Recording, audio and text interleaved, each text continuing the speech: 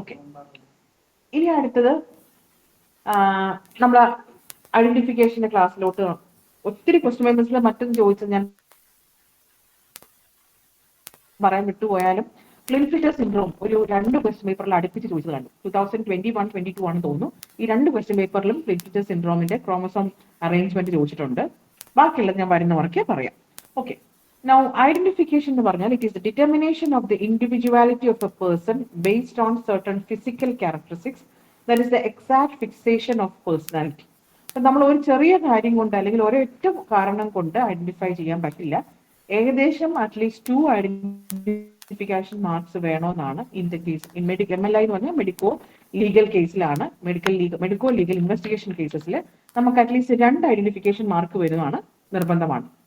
ഇനി ഐഡന്റിഫിക്കേഷന്റെ ഇത്രയും ക്രൈറ്റീരിയകൾ നമുക്ക് അറിയണമെന്നാണ്. അതിൽ ഏറ്റവും ഇമ്പോർട്ടന്റ് ഏതാണെന്ന് ചോദിച്ചാൽ ഒന്ന് സെക്സ് ആണ്, മറ്റൊന്ന് ഏജ് ആണ്, മറ്റൊന്ന് സ്റ്റാച്ചർ ഓർ സ്റ്റേച്ചർ. ഈ 3 കാര്യങ്ങളാണ് പ്രധാനം.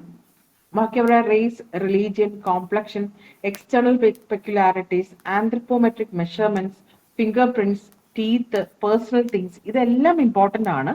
പക്ഷെ അതിൽ ഏറ്റവും പ്രാധാന്യം ഈ 3 കാര്യങ്ങളാണെന്ന് മനസ്സിൽ വെക്കുക: സെക്സും ഏജും സ്റ്റേച്ചറും. ഇനി ഇതിലൊരു ക്വസ്റ്റ്യൻ നമുക്ക് 2 തവണ ഞാൻ ചോദിച്ചത് കണ്ടു. ഒന്ന് കോർപ്പസ് ഡെലിസിറ്റി ആണ്. കോർപ്പസ് ഡെലിസിറ്റി എന്ന് പറഞ്ഞാൽ it is the body of offence ആണ്. നമ്മളൊരു സ്ഥലത്ത് കാണുന്ന ആ ആളുടെ അല്ലെങ്കിൽ കൊലപാതകം ചെയ്യപ്പെട്ടു അല്ലെങ്കിൽ കൊല ചെയ്യപ്പെട്ട രീതിയിലായിട്ട് കാണപ്പെട്ട ബോഡി എന്ന് പറയുന്നത് പോലെ ആണ് corpus delicti. It is the body of offence, evidence showing that a crime has been conducted. ഇവിടെ എന്തോ നമ്മൾ പറഞ്ഞു കേട്ടിട്ടുണ്ടാവില്ലേ, ദുരൂഹ മരണം, അവിടെ അങ്ങനെ മരണത്തിന് കൊലപാതകത്തിൻ്റെതായ സാധ്യതകൾ കാണുന്നു എന്നൊക്കെ പറയുന്നത് ഇതിലാണ്. കോർപ്പസ് ഡെലിസിറ്റി ഓർ ഡെലിക്റ്റായി എന്നൊക്കെ പറയും. It is the body of offence.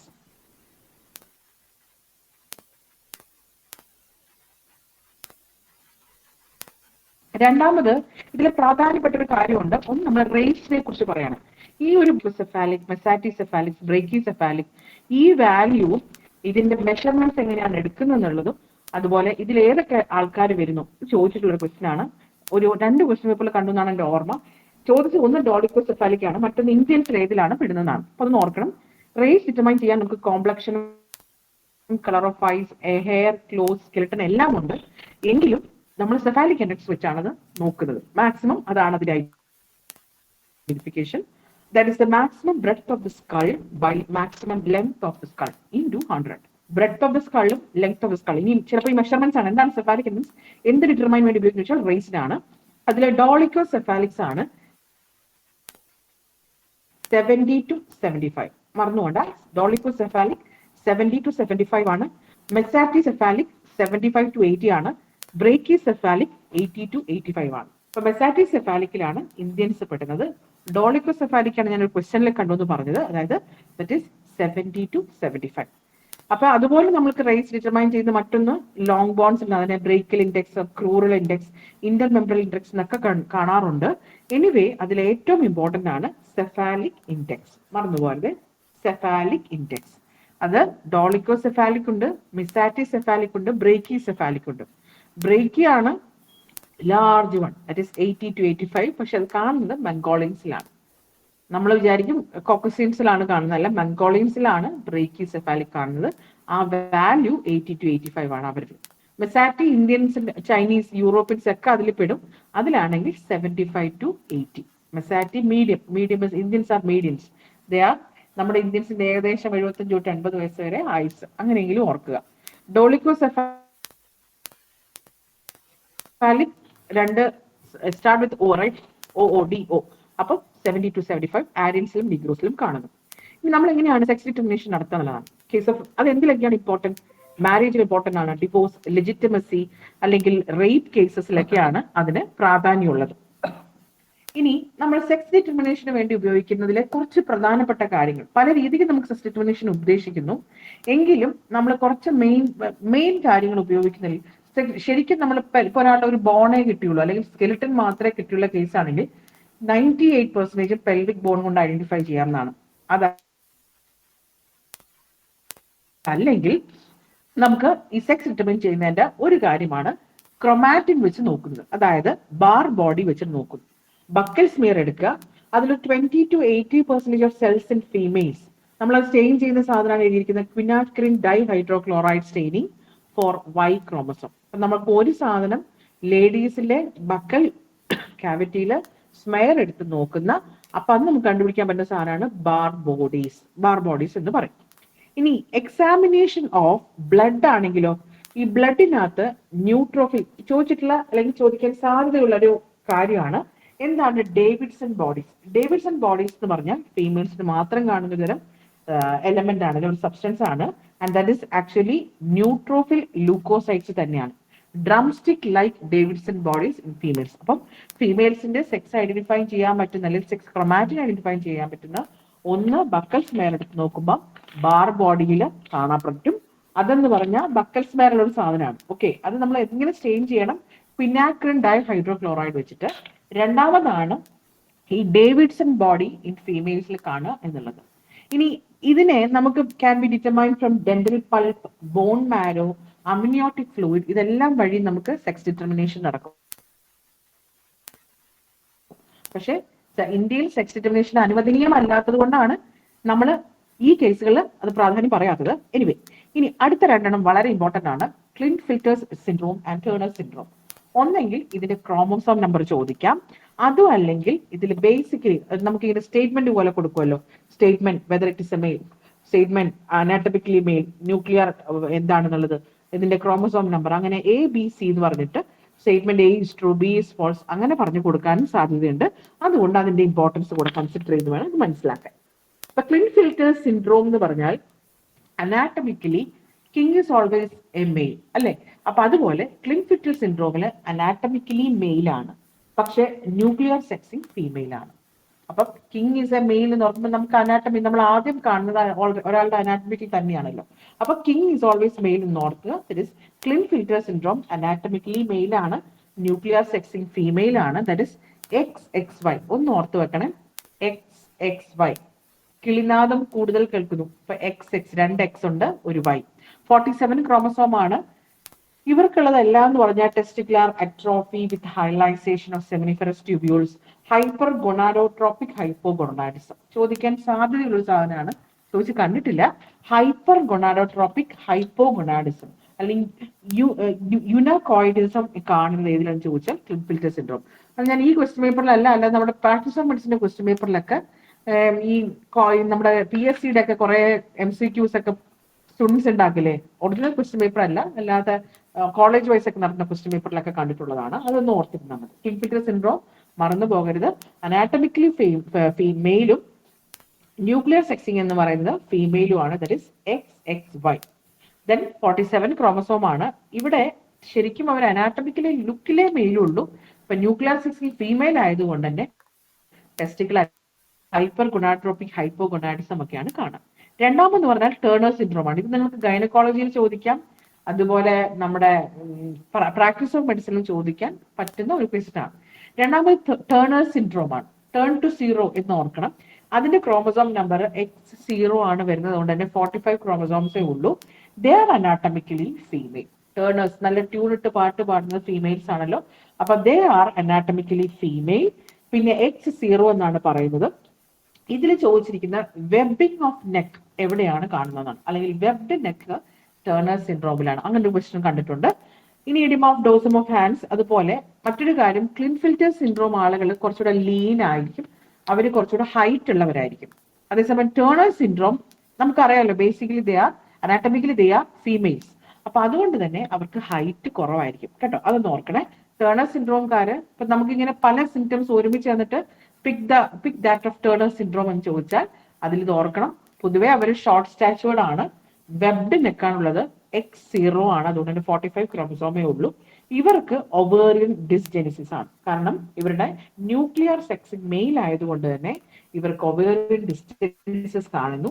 ഏറ്റവും കോമൺ ആയിട്ട് ഇവർക്കുള്ള ഹാർട്ട് ഡിഫക്ട് എന്ന് പറയുന്നത് ബൈകസ്പിഡ് അയോർട്ടിക് വാൽവ് ആണ്. അതില്ലെങ്കിൽ മാത്രമേ കോറക്ടേഷൻ ഓഫ് അയോർട്ട, COA എന്ന് ഞാൻ എഴുതിയിരിക്കുന്നത് കോറക്ടേഷൻ ഓഫ് അയോർട്ട ആണ്, കോറക്ടേഷൻ ഓഫ് അയോർട്ട ഉണ്ടാവുള്ളൂ. അപ്പൊ അത് അങ്ങനെ ഒരു ഓപ്ഷൻസ് കൂടെ നോക്കണം. ടേണർ സിൻഡ്രോംകാർക്ക് കാണുന്ന ഏറ്റവും കോമൺ ഹാർട്ട് ഡിഫക്ട് എന്ന് പറയുന്നത് ബൈകസ്പിഡ് അയോർട്ടിക് വാൽവ് ആണ്. അതില്ലെങ്കിലേ ഉള്ളൂ കോറക്ടേഷൻ ഓഫ് അയോർട്ട. അതല്ലാതെ കുറച്ച് ഈ ഏട്രിയൽ നമ്മുടെ സിനോസിസിന് അയോർട്ടിക് സിനോസിസിലൊക്കെ ഇത് കിടപ്പുണ്ട് കേട്ടോ. എങ്കിലും അത്രയും കാര്യങ്ങൾ കൂടുതൽ ഹാർഡ് ഡിഫക്ട്സ് എല്ലാം കാണുന്നത് ടേണേഴ്സ് സിൻഡ്രോമിലാണ്. അപ്പൊ ക്ലിൻഫിൽറ്റർ സിൻഡ്രോം, ടേണേഴ്സ്, ഈ ഓവേറിയൻ ഡിസ്ജനസിസും ഏജനസിസും ഒക്കെ ഇതിനകത്തുണ്ടെങ്കിൽ ഇത് ഈ രണ്ട് പോർഷൻസ് ഇമ്പോർട്ടന്റ് ആണ്. ഇപ്പൊ Klinefelter syndrome basically they are male, പക്ഷെ ന്യൂക്ലിയർ സെക്സ് നോക്കുമ്പോൾ ഫീമെയിൽ ആണ്, XXY എന്ന് ഓർക്കുക. Turner's syndrome they are anatomically female and nuclear sex is male with X0. അതിൽ രണ്ട് കാര്യങ്ങളാണ് ചോദിച്ചു കണ്ടത്. ഒന്ന് ഈ വെബ്ഡ് നെക്കും ഏറ്റവും കോമൺ ആയിട്ടുള്ള പിന്നെ ഹാർട്ട് കംപ്ലൈന്റും എന്താണ്. ഇനി exact determination of single specimen by treatment with quinacrine എന്ന് നേരത്തെ പറഞ്ഞു. Hydrochloride staining for Y chromosome, ഒരു ബ്രൈറ്റ് ഫ്ലൂറസെന്റ് ബോഡിയാണ് കാണുക in the nuclei of male cells and a fluorescent fuligen reaction using a Cree-Flavin shift reagent for X chromosome seen as bright yellow spotted nuclei. അതിൽ കണ്ടപ്പോൾ എഴുതിയെന്നേ ഉള്ളൂ കേട്ടോ. അതുപോലെ P fitness table of body dimension, അതും sex ഡിറ്റർമിനേഷന് വേണ്ടിയിട്ടാണ്. മറ്റൊന്ന് പറയുന്നത് ക്രോഗ്മാൻ ആണ്, അതും ഡിഗ്രി ഓഫ് അഡൽട്ട് സ്കെലറ്റിൻ അറിയാനാണ്. ഇത് ഞാൻ ഒന്ന് ടെക്സ്റ്റ് ബുക്കിൽ കണ്ട സാധനം ആഡ് ചെയ്തെന്നുള്ളൂ. എങ്ങാനും P ഫിറ്റ്നസ് ടേബിൾ എന്തിനാണെന്ന് ചോദിച്ചാൽ അത് സെക്സ് ഡിറ്റർമിനേഷൻ ആണെന്നും, ക്രോഗ്മാൻ പറയുന്നത് അഡൽട്ട് സ്കെലറ്റിന്റെ കുറച്ച് ഡിഗ്രീസ് ആണ്. എത്രത്തോളം കിട്ടിയാൽ നമുക്ക് ഒരു കംപ്ലീറ്റ് ആയിട്ട് 100% സ്കെലറ്റൻ കിട്ടിയാൽ നമുക്ക് 100% ഒരാൾ മെയിൽ ആണോ ഫീമെയിൽ ആണോ എന്ന് ഡിറ്റർമൈൻ ചെയ്യാൻ പറ്റും. പെൽവിക് ബോൺ ആണ് കിട്ടുന്നതെങ്കിൽ അതൊരു 80% നമുക്ക് ഉറപ്പിക്കാൻ പറ്റും. ഇങ്ങനെയാണ് കുറച്ച് കാര്യങ്ങൾ ക്രോഗ്മാൻ പറഞ്ഞിരിക്കുന്നതാണ്, ടെക്സ്റ്റ് ബുക്കിലുണ്ട്. ഇനി നമ്മൾ ഇത്രയും കാര്യങ്ങൾ സെക്സ് ഡിറ്റർമിനേഷൻ പറഞ്ഞിരിക്കുന്നു, അതിന് കുറച്ച് കണ്ടിന്യൂവേഷൻ കൂടിയുണ്ട്. Accuracy of the sex determination from the pelvis and the skull is 98% ആണ്. അതൊന്ന് ഓർത്തു വെക്കണേ. നമുക്കൊരു ബോൺ മാത്രമാണ് കിട്ടിയെങ്കിൽ ഇത് ആണാണോ പെണ്ണാണോ എന്നറിയാൻ ഏറ്റവും കൂടുതൽ നമ്മളെ ഹെൽപ്പ് ചെയ്തത് പെൽവിക് ബോണും സ്കൾ ബോണും. അതിൽ തന്നെ ഏറ്റവും ഇമ്പോർട്ടൻറ്റ് പെൽവിക് ബോൺ ആണ്. ഇത് രണ്ടും കിട്ടിയാൽ മോർ യൂസ്ഫുൾ. ഇനി അതിലെ തന്നെ നമുക്ക് ഗ്രേറ്റർ സയാറ്റിക് നോച്ച് ആണ്. ഇപ്പൊ അങ്ങനെയോ അല്ല, ഗ്രേറ്റർ സയാറ്റിക് നോച്ച് ആണ് ചോദിക്കുന്നതെങ്കിൽ you have to give importance to greater sciatic notch. ഇനി അതിലൊരു ലൈൻ ആണ് ചിലോട്ടിക് ലൈൻ എന്ന് പറയും. ഇറ്റ് ഈസ് ഓൾസോ ആ ലൈൻ വെച്ചിട്ടും നമ്മൾ ഈ സെക്സ് ഡിറ്റർമിനേഷൻ നടക്കും. ഇതിൽ ഏത് ചോദിച്ചാലും എഴുതാം. ഒന്നെങ്കിൽ പെൽവിക് ബോൺ ആണ് കൊടുത്തെങ്കിൽ അത് എഴുതണം, അല്ല ഗ്രേറ്റർ സയാറ്റിക് നോച്ച് ആണ് കൊടുത്തെങ്കിൽ അത് എഴുതണം, ചിലോട്ടിക് ലൈൻ ആണ് കൊടുത്തിരുന്നെങ്കിൽ അത് എഴുതണം. ഇനി sex of the developing foetus can be determined. എങ്ങനെയാണ് നമുക്കത് ഡിറ്റർമൈൻ ചെയ്യാൻ പറ്റുന്നത്? നമ്മൾക്ക് ഇന്ത്യയിൽ അലൗഡ് അല്ല അല്ലെ, പക്ഷെ അബ്രോഡ് ഒക്കെ അലൗഡ് ആണ്. At the end of 4th month of intrauterine ലൈഫിൽ തന്നെ നമുക്ക് ഐഡന്റിഫൈ ചെയ്യാൻ പറ്റും സ്കാനിങ് വഴി. ഇനി ലോങ് ബോൺസ് ആണെങ്കിലോ can be determined on the basis of the medullary index. എങ്ങനെയാണ് നോക്കുന്നത് വെച്ചാൽ diameter of the medulla divide by diameter of the whole bone into 100 ആണ്. അങ്ങനെ മെഡുലറി ഇൻഡെക്സ് വെച്ചിട്ടും നമുക്ക് സെക്സ് ഡിറ്റർമിനേഷൻ പോസിബിൾ ആണ്. പക്ഷെ ആക്യുറസി ഏതിനാണെന്ന് മാത്രം നോക്കാം. അപ്പൊ നമുക്ക് ഒന്നാണ് ബാർ ബോഡീസ് നോക്കാം, അതല്ലെങ്കിൽ ഡേവിഡ്സൺ ബോഡീസ് ആണോ ഉണ്ടെങ്കിലാണോ നോക്കാം. അതുപോലെ ബോൺ കിട്ടിയാൽ പെൽവിക് ബിൽ ബോൺ വെച്ച് നോക്കാം. ഇങ്ങനെയൊക്കെ സെക്സ് ഡിറ്റർമിനേഷൻ ചെയ്യാം. അപ്പൊ നമ്മൾ ആദ്യം പഠിച്ചത് റേസ് ആണ്, അടുത്തത് സെക്സ് ഡിറ്റർമിനേഷൻ ആണ്. ഇനി നമ്മൾ ഏജ് നോക്കാൻ എങ്ങനെയൊക്കെ നമുക്ക് ഒരാളുടെ ഏജ്, ഒരു നമ്മൾ കേട്ടിട്ടുണ്ടാവും ന്യൂസ് പേപ്പറിൽ, ഒരു മധ്യവയസ്കനായ ഒരാൾ മരിച്ചു കിടക്കുന്നതായി കണ്ടു, അല്ലെങ്കിൽ ഒരു കൊച്ചു കുഞ്ഞുങ്ങളുടെ മൃതദേഹം അവിടെ കണ്ടു, അല്ലെങ്കിൽ 60-നും 70-നും ഇടയ്ക്ക് വയസ്സുള്ള ഒരാളെയാണ് കണ്ടത്. ഇത് നമ്മുടെ രീതിയിലൊന്നും പറയുന്നതേ ഉള്ളൂ. പക്ഷെ ഇതിന് യഥാർത്ഥമായി ഐഡന്റിഫൈ ചെയ്യുന്ന ഇത്ര വയസ്സിനിടയിൽ അവർ കറക്റ്റ് ആയിട്ട് ഫോറൻസിക് കഴിവുള്ളവർ, ഒരു ഫോറൻസിക് അതോറിറ്റീസ് ഇത് പറയാനുള്ള കാരണം അത് ഇതെല്ലാം വെച്ച് അവർ ഡിറ്റർമൈൻ ചെയ്തിട്ടാണ്. അപ്പൊ ഒന്നാണ് ഏജില് നമുക്ക് ടീത്ത് വഴിയെ മനസ്സിലാക്കാൻ പറ്റും. മറ്റൊന്ന് ഓസിഫിക്കേഷൻ ഓഫ് ബോൺസ് നോക്കിയിട്ടാണ്. അതുപോലെ അടുത്തത് സെക്കൻഡറി സെക്ഷൽ ഫീച്ചേഴ്സ്, മറ്റൊന്ന് ജനറൽ ഡെവലപ്മെന്റ്. ഇതൊക്കെ വെച്ചിട്ടാണ് നമ്മൾ ഏകദേശം ഒന്ന് ഏജ് ഡിറ്റർമൈൻ ചെയ്യുന്നത്. അത് കൺഫർമേഷൻ അല്ല, പല രീതിക്ക് നമുക്ക് ഏജ് ഡിറ്റർമിനേഷൻ ചെയ്യാം. ഇനി നിങ്ങൾ ടെമ്പററി ടീത്തിനെ കുറിച്ചും പെർമനന്റ് ടീത്തിനെ കുറിച്ചും കേട്ടിട്ടുണ്ടാവും. ടെമ്പററി ടീത്ത് എന്ന് പറഞ്ഞാൽ നമ്പർ 2102 ആണ്. 2102, അതായത് 20 ആണ് ഡെന്റൽ ഫോർമുല. നമ്മൾ ഈ 2102 എന്ന് പറയുന്നത് ഒരു അപ്പർ ജോ മാത്രം അല്ലെങ്കിൽ ലോവർ ജോ മാത്രമാണ് കേട്ടോ. അപ്പൊ നമ്പർ പറയുമ്പോൾ 2102/2102 എന്നാണ് പറയുക. 4 incisors, 2 canines, 4 molars in each jaw. അങ്ങനെയാണ് അതിന്റെ അറേഞ്ച്മെന്റ്. അപ്പം 2102 എന്ന് പറഞ്ഞാൽ ഒരു ജോയിലെ മാത്രമാണ് നമ്മൾ പറയുന്നത്. അപ്പൊ പറയുമ്പോൾ കറക്റ്റ് ആയിട്ട് 2102/2102 എന്ന് പറയണം. നമുക്ക് 4 ഇൻസിസേഴ്സ് ഉണ്ട്, 2 കെനൈൻസ് ഉണ്ട്, 4 മോളാർസ് ഉണ്ട് ഈ ജോയില്. ഇതാണ് കണക്ക്. അതേസമയം പെർമനന്റ് ടീത്ത് എന്ന് പറഞ്ഞാൽ നമ്മൾ സിനിമയിലൊക്കെ കേട്ടാണല്ലോ, നിന്റെ 32 പല്ല് അടിച്ച് താഴെ ഇടുന്നൊക്കെ, അത് അഡൾട്ട് ടീത്ത് ആണ്. അതിന്റെ നമ്പർ വരുമ്പോൾ 2123. മറ്റത് 2102 ആണെങ്കിൽ ഇത് 2123 ആണ്. 4 incisors, 2 canine, 4 premolar, 6 molars in each jaw. ഇനി ഫസ്റ്റ് ടീ ടു ഇറപ്റ്റ് ഏതാണെന്ന് ചോദിച്ചാൽ ലോവർ സെൻട്രൽ ഇൻസിസേഴ്സ് ആണ്. മറന്നു പോകരുത്, ഫസ്റ്റ് ടീ ടു ഇറപ്റ്റ് എന്ന് പറയുന്നത് നമ്മൾ കൊച്ചു പിള്ളേരൊക്കെ ഉള്ളവർക്കാണെങ്കിൽ അറിയാം, ഈ നടുവിലെ സെൻട്രൽ ഇൻസിസേഴ്സ് ആണ് വരുന്നത്. ഇനി ഇറപ്ഷൻ ഓഫ് ടെമ്പററി ടീത്ത്, ഇതൊന്നും ഓർത്ത് വെച്ചേക്കണേ. ടെമ്പററി ടീത്ത് നമുക്ക് തുടങ്ങുന്നത് 2-2.5 വയസ്സിലൊക്കെയാണ്. അതിപ്പോ നമുക്ക് ഊഹിച്ചാലും അറിയാം. പക്ഷെ ചോദിക്കുന്നത് മിക്സഡ് ഡെന്റിഷൻ ആയിരിക്കാം. മിക്സഡ് ഡെന്റിഷൻ എപ്പോഴും 12 വയസ്സാണ്. 6 to 12 ഇയേഴ്സ് ആണ്. അങ്ങനെ ഒരു ഓപ്ഷൻ ഇല്ലെങ്കിൽ 12 ഇയേഴ്സ് തന്നെയാണ്. First dentition mixed dentition up to 12 years. ഇനി first permanent molar teeth appear ചെയ്യുന്നത് ഏകദേശം 6 to 7 വയസ്സ് വരെയാണ്. അതുകൊണ്ട് തന്നെ ഫസ്റ്റ് ടീത്ത് അല്ലെങ്കിൽ പെർമനന്റ് ടീത്തേഴ്സ് ഏതാണെന്ന് ചോദിച്ചാൽ മോളാർ ടീത്ത് തന്നെയാണ്. അതൊന്ന് ഓർക്കണം. നമ്മൾ ടീത്തിന്റെ കാര്യങ്ങളാണ് പറയുന്നത്. Temporary 2102, permanent 2123. പിന്നെ ഫസ്റ്റ് ടീ ടു ഇറപ്റ്റ് എന്ന് പറയുന്നത് ലോവർ സെൻട്രൽ ഇൻസിസർ ആണ്. ഇറപ്ഷൻ ഓഫ് ടെമ്പററി ടീത്ത് തുടങ്ങുന്ന ഏകദേശം 2 to 2.5 ഇയേഴ്സ് ആണ്. മിക്സഡ് ഡെന്റീഷൻ ചോദിക്കാറുള്ളതാണ്. ഒന്നെങ്കിൽ 6 to 12 ഇയേഴ്സ്, അല്ലെങ്കിൽ പക്ക പറയുമ്പോൾ 12 ഇയേഴ്സ് ആണ്. ഇനി ഫസ്റ്റ് പെർമനന്റ് മോളാർ ടീത്ത് വരുന്നത് ഏകദേശം 6 to 7 വയസ്സിലൊക്കെയാണ്. നമ്മളൊരു 2ാം ക്ലാസ് 3ാം ക്ലാസ് ഏജിലൊക്കെയാണ് ഫസ്റ്റ് പെർമനന്റ് മോളാർ ടീത്ത് വരുന്നത്. ഇനി അറ്റ് 11 ഇയേഴ്സ് നമുക്ക് എത്ര പല്ലുകൾ ഉണ്ടായിരുന്നു എന്ന് അറിയാമോ? 20 പെർമനന്റ് ടീത്ത്. അങ്ങനെയും ചോദിക്കാം. 11 വയസ്സുള്ള ഒരു കുട്ടി ഇത്ര ടീത്ത് ഉണ്ടായിരുന്നു, ഐഡന്റിഫൈ അയാൾക്ക് എത്ര വയസ്സുണ്ടാകും ചോദിക്കുകയാണെങ്കിൽ അത് 20 പെർമനന്റ് ടീത്ത് ആണെന്ന് ഓർക്കണം. 14 ഇയേഴ്സ് ആയി, നമ്മൾ 9th 10th ഒക്കെ ക്ലാസ്സിലാവുമ്പോൾ നമുക്ക് ശരിക്കും 28 പെർമനന്റ് ടീത്ത് ആണ് ഉണ്ടായിരുന്നത്. അന്നേരം ഡെസിഡ്വസ് ടീത്തുകൾ ഒന്നും തന്നെ ഇല്ല. അപ്പൊ നമുക്ക് ഈ ടീത്ത് വെച്ച് എങ്ങനെയാണ് ഏജ് കൺഫേം ചെയ്യാന്ന് വെച്ചാൽ അതിൽ 28 ടീത്തേ ഉണ്ടായിരുന്നുള്ളെങ്കിൽ we may say is 14 years old. 14ാം വയസ്സിൽ 28, ഇരട്ടി പോലെ അല്ലെ? അതൊന്നും ഓർത്തിട്ടാണ്. അത് നേരത്തെ പറഞ്ഞ കാര്യത്തിന് ഒന്നുകൂടെ എടുത്തു പറയുന്നേ ഉള്ളൂ. 2102 dental formula, 20 in numbers, 10 in each jaw with 4 incisors, 2 canine, 4 molars, and age of eruption of temporary teeth in month ആണ് ഈ പറഞ്ഞിരിക്കുന്നത്. അപ്പൊ അതിന്റെ കോഡാണ് താഴെ കൊടുത്തിരിക്കുന്നത്. അപ്പർ ജോയില് നമ്മുടെ പിന്നെ സെൻട്രൽ ഇൻസിസർ എത്രാമത്തെ വയസ്സിൽ വരുന്നു, ലോവർ ജോയിൽ അത് എത്രാമത്തെ വയസ്സിൽ വരുന്നു, അതുപോലെ ലാറ്ററൽ ഇൻസിസർ ഏത് ഏജ് ഗ്രൂപ്പിലാണ് വരുന്നത്, മോളാർ ടീത്തുകൾ ഏത് ഏജ് ഗ്രൂപ്പിലാണ് വരുന്നത്, ഇത്യാദി കാര്യങ്ങളാണ് നമ്മൾ ഇതിനകത്ത് പറയുന്നത്. ഇനി അടുത്ത സെക്ഷൻ നമ്മൾ ഇതിന്റെ സീക്വൻസസ് ഓഫ് പറയുന്നത് ഇറപ്ഷൻ IMCM എന്നാണ് പറയുക. അതായത് ഇൻസിസർ വന്നു, ഫസ്റ്റ് മോളാർ വന്നു, കെനൈൻ വന്നു, സെക്കൻഡ് മോളാർ വന്നു. ഈ രീതിയിലാണ് sequence of eruption of teeth എന്ന് പറയുന്നത്. ICM ഒന്ന് ഓർത്താൽ മതി. ഇനി പെർമനന്റ് ടീത്ത് ആണെങ്കിലോ 2123 എന്നാണ് പറയുക. ഏജ് ഓഫ് ഇറപ്ഷൻ ഇങ്ങനെയാണ് പറയുന്നത്. അതായത് mama is in pain, papa can make medicine. അതായത് ഫസ്റ്റ് മോളാർ ടീത്ത്, രണ്ടാമത് ഇൻസിസർ ടീത്ത്, പിന്നെ സെക്കൻഡ്, പിന്നെ പ്രീമോളാർ 1, പ്രീമോളാർ 2, കനൈൻ വരുന്നു, പിന്നെ മോളാർ ടീത്ത്, മോളാർ തേർഡ്. ഇങ്ങനെ ഒരു ഓർഡറിലാണ് ഈ ഏജ് ഗ്രൂപ്പ് പ്രകാരം വരുന്നത്. അത്ര ഇമ്പോർട്ടന്റ് അല്ല, നോക്കി വെച്ചാൽ മതി. ഇനി തേർഡ് മോളാർ ഫുള്ളി ഇറപ്റ്റഡ് ആയെങ്കിൽ നമ്മൾ പറയുന്നത് ആ ഇൻഡിവിജ്വൽ 17 ഇയേഴ്സ് ആയി. ഇപ്പൊ 14 ഇയേഴ്സ് എന്ന് പറഞ്ഞാൽ നമ്മൾ പറഞ്ഞു 28 വയസ്സാണ്. പെർമനന്റ് ടീത്ത് വരുന്നത് ഏകദേശം 12 വയസ്സോടുകൂടെ അവർക്ക് പെർമനന്റ് ടീത്ത് സ്റ്റാർട്ട് ചെയ്യാൻ തുടങ്ങി, അല്ലെങ്കിൽ മിക്സഡ് ഡെന്റീഷൻ കണ്ട് നമ്മൾ പറഞ്ഞു. First permanent teeth molar teeth ആണ്. അത് തന്നെ പിന്നെ 6 to 7 ഇയേഴ്സിലാണ്. ഇത്രയും കാര്യങ്ങൾ നമ്മൾ പഠിച്ചു. 2102, 2123 പഠിച്ചു. ഇനി ഒരു തേർഡ് മോളാർ ടീത്ത് അപ്പിയർ ചെയ്ത ഒരാൾ +2 കംപ്ലീറ്റ് ആക്കി എന്നർത്ഥം. 17 ഇയേഴ്സ് കഴിഞ്ഞു. നമ്മൾ 17 ഇയേഴ്സിലാണല്ലോ നമ്മൾ ഏകദേശം +2 കഴിയുന്ന വയസ്സ്. അപ്പൊ third molar teeth fully erupted ആണെങ്കിൽ that is he will be about 17 years.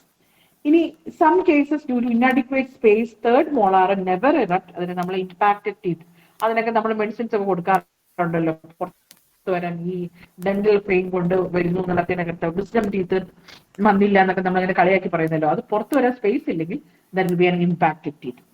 അപ്പം first permanent tooth erupt is first molar. അതിന്റെ ഏജ് ആണ് ഞാൻ നേരത്തെ പറഞ്ഞത് 6 to 7 years. It is generally accepted that a child estimation of age from the teeth gives better result than skeleton. അപ്പൊ കുഞ്ഞുങ്ങളുടെ കേസിൽ നമ്മൾ എപ്പോഴും അവരുടെ ടീത്ത് എറപ്ഷൻ വെച്ച് ഐഡന്റിഫൈ ചെയ്യാണ് എളുപ്പം. ഇനി ഈ third molars are fully erupted, is 17 years of age. In case of doubt in temporary teeth, നമ്മൾക്ക് എന്തെങ്കിലും കാരണവശാൽ ഇത് ടെമ്പററി ആണോ പെർമനന്റ് ടീത്ത് ആണോ എന്ന് വന്ന് ഇറപ്റ്റ് ചെയ്തിരിക്കുന്നത് നമുക്കൊരു സംശയം ഉണ്ടാവില്ല. എങ്ങനെ ഐഡന്റിഫൈ ചെയ്യും? If it is temporary, germ of the permanent tooth can be seen under. നമുക്ക് ഒരു ടെമ്പററി ടീത്ത് എക്സ്റേ എടുത്തു കഴിയുമ്പോൾ ഈ പെർമനന്റ് ടീത്തിന്റെ ഒരു ലെയർ അല്ലെങ്കിൽ ഒരു ജേം ലെയർ, ഒരു ലെയർ തീർച്ചയായിട്ടും നമ്മൾ എക്സ്റേ എടുക്കുമ്പോൾ അതിന്റെ പുറകുവശത്തെ ഇമേജ് പോലെ കാണും. അങ്ങനെ കണ്ടാൽ അയാളുടെ പെർമനന്റ് ടീത്ത് അല്ല, അയാളുടെ ടെമ്പററി ടീത്ത് ആണെന്ന് നമുക്ക് മനസ്സിലാക്കാം. അപ്പൊ അതാണ് ഒരു കാര്യം ഓർത്തിരിക്കേണ്ടത്. എങ്ങനെയാണ് നമുക്ക് ഇത് ഡിഫറൻഷിയേറ്റ് ചെയ്യാന്ന് വിചാരിച്ചാൽ എക്സ്റേ എടുത്താൽ മതിയാവും. അപ്പോൾ അതിന്റെ പുറകിൽ ഒരു ഷാഡോ പോലെ ടെമ്പററി ടീത്ത് അല്ല പെർമനന്റ് ടീത്ത് കാണുവാണെങ്കിൽ ദാറ്റ് ഈസ് ആക്ച്വലി നമുക്ക് ഇപ്പോൾ ഉള്ളത് ടെമ്പററി ടീത്ത് ആണെന്ന് മനസ്സിലാക്കാം. ഫീമെയിൽസിലാണെങ്കിൽ skeletal is generally 1 year ahead of dental age. അതും ഒന്ന് ഓർത്തിരിക്കണേ. ഫീമെയിൽസിന്റെ കേസിൽ നമ്മുടെ സ്കെലറ്റൽ ഏജ് എന്ന് പറയുന്നത് ഡെന്റൽ ഏജിനേക്കാൾ 1 വയസ്സ് കൂടുതലായിട്ടൊക്കെയാണ്. മെയിൽസിൽ ഇത് ഓപ്പോസിറ്റ് ആണ്.